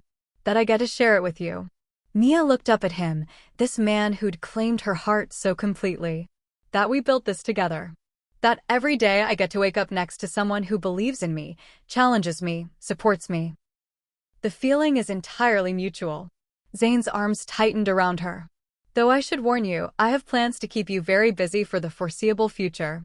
"Oh." Mia raised an eyebrow. "What kind of plans?" "The Western Mountains want to establish a human trade academy. The Northern Territory is requesting your help setting up additional human councils. The Eastern Pack wants to create a joint cultural exchange program." Zane's smile was wry. "Apparently, everyone wants a piece of the queen who makes miracles happen." "Not miracles," Mia protested. "Just common sense and a lot of hard work. To you, it's common sense. To them, it's revolutionary." Zane pressed a kiss to her forehead. "But I'm putting my foot down on one thing. You're taking at least 3 days off every month. Non-negotiable. We're going to have proper time together, away from politics and responsibilities. Just you and me." "Deal," Mia agreed easily. "As long as just you and me occasionally includes trips to some of these territories. I want to see the changes firsthand. Want to meet the people we're helping." "Of course you do." But Zane's voice was full of affection rather than exasperation. "My workaholic mate who can't turn off her need to make the world better." "You love it." "I love you." Zane spun her suddenly, making her laugh. "Everything else is just details." The song ended and applause rippled through the courtyard. But Zane didn't release her, didn't step away. Instead, he dropped to one knee. Mia's breath caught. They were already married. What was he doing? Zane pulled a small box from his pocket, opening it to reveal a ring. Not a wedding band this time, but something else. A silver band with a stone that seemed to glow from within, shifting between gold and amber. "This is a moonstone," Zane said, his voice carrying just enough to be heard by those nearby. "In werewolf tradition, it's given to a mate who has fully integrated into the pack, who has proven beyond doubt that they belong, that they're valued, that they're essential." He looked up at her, his golden eyes bright with emotion. "Mia Chin Blackwood, you have exceeded every expectation. You've taken a world that was broken and stitched it back together with compassion and brilliance and sheer stubborn determination. You've made me a better king, made this pack a better family, made this realm a better place for everyone in it." Zane's voice went rough. So I'm asking you, in front of all these witnesses, will you accept this moonstone? Will you let me honor you not just as my mate, but as the queen you've become? The leader, the advocate, the force of nature who makes the impossible look easy. Tears streamed down Mia's face. Yes. God, yes. Always yes. Zane slipped the ring onto her finger, her right hand this time, separate from her wedding band, but complementing it perfectly. Then he stood and kissed her, deep and claiming and full of promises for all the years to come. The courtyard erupted in cheers and howls. When they finally broke apart, Mia was laughing and crying simultaneously. She looked at the ring on her finger, at the stone that seemed to pulse with its own light, and felt the weight of what it represented. Full acceptance. Complete integration. Undeniable belonging. She'd come so far from that night in the forest. From the scared girl pressing her apron against a stranger's wound, from the devastated woman fired for showing compassion, from the uncertain human stepping into a world of werewolves and power and politics she didn't understand. She'd become someone strong, someone capable, someone who changed lives.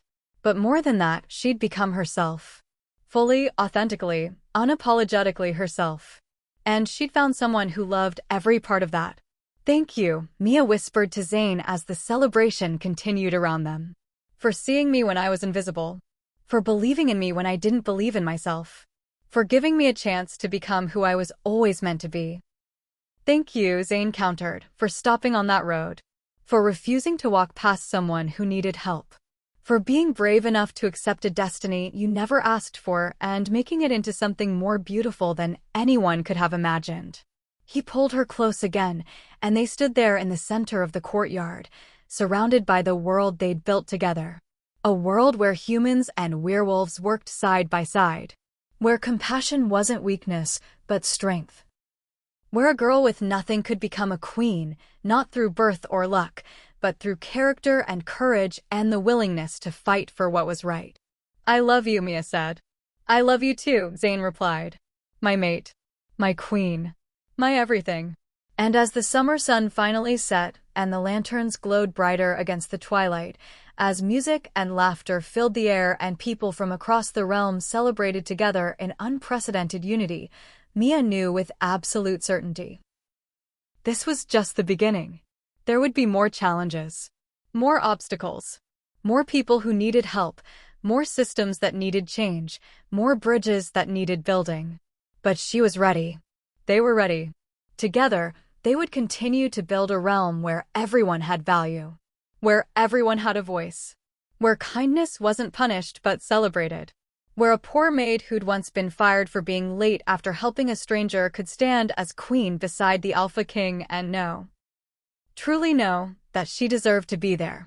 Not despite who she was, but because of it. 1 year later. She's perfect.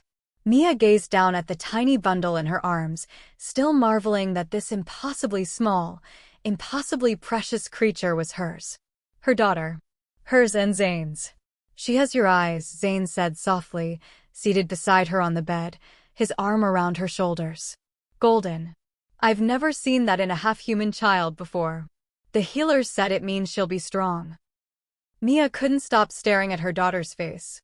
That she might even be able to shift, despite being part human. Strong like her mother, Zane murmured, pressing a kiss to Mia's temple. Have you decided on a name?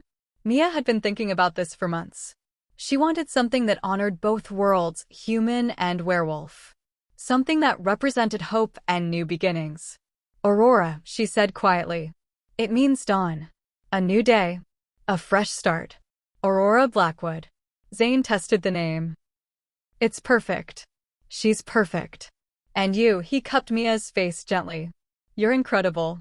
I've watched you mediate territorial disputes, build diplomatic bridges, and transform our entire realm. But watching you bring our daughter into the world? That was the most amazing thing I've ever witnessed. I had excellent help. Mia leaned into his touch. Though I'm definitely taking Charlotte up on that offer of a vacation once I'm recovered. Somewhere quiet. Just the 3 of us. Already arranged. Zane smiled. There's a cottage in the northern mountains. Peaceful, private. We'll spend 2 weeks there, no politics, no responsibilities. Just our family. Our family. The words made Mia's heart swell. A soft knock at the door, and Charlotte peeked in. I'm so sorry to intrude, but there's rather a crowd waiting to meet the princess. They've been very patient. Send them in, Mia said, laughing. But just a few at a time. Aurora's been through quite enough excitement for one day. The next hour was a blur of visitors. Nora came first, tough as nails captain of the guard reduced to tears at the sight of the baby. Liam brought a carved wooden wolf that he'd made himself. Charlotte presented a tiny dress in blackwood colors that she'd been embroidering for months. Emma and Lily arrived together, bearing gifts and cooing over their queen's daughter. Alpha Swiftwater sent a delegation with traditional Eastern pack blessing stones. Alpha Frostborn's gift was a letter promising Aurora's education would be funded by the Northern Territories when she came of age. Even Aaron, the new Southern Alpha, sent word of congratulations and a promise of safe passage through his territories whenever the royal family wished to travel. It was overwhelming. Beautiful. A reminder of how much had changed in the past 2 years. When the visitors finally departed and Aurora had been fed and was sleeping peacefully in her cradle, Mia and Zane sat together by the window, watching the sunset paint the mountains gold and amber. Do you ever think about that night? Mia asked quietly. In the forest? Every day, Zane admitted. I think about what would have happened if you'd walked past me. If you'd chosen safety over compassion. If I'd never met the woman who would change my entire world. I think about what would have happened if Mrs. Thornwell hadn't fired me. Mia smiled wryly. If Kara's plan had failed. If any of 100 things had gone differently. But they didn't. Zane's hand found hers, their fingers intertwining. You made the choice to help. To stay. To fight for a place in a world that told you that you didn't belong. And, because of those choices, everything changed. Not just for us, Mia said, looking out at the Citadel and the territories beyond. For everyone. It was true. The reforms had spread. Human representation councils now existed in every territory. Cross-species cooperation was becoming normal rather than revolutionary. There was still work to do, probably always would be, but the foundation had been laid. And their daughter would grow up in a world where humans and werewolves weren't just coexisting, but thriving together. Where a half-human princess could be celebrated rather than hidden. Where the color of your eyes or the shape of your ears mattered less than the content of your character. I love you, Zane said, pulling Mia close. Thank you for stopping on that road. Thank you for being brave enough to save a stranger. Thank you for every impossible thing you've accomplished since then. Thank you, Mia replied, for looking at a scared human girl and seeing a queen.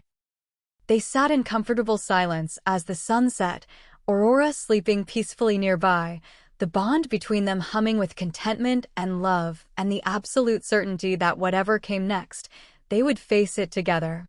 From fired maid to Alpha King's mate. From nobody to queen. From helping a dying stranger to building a legacy that would outlast them both.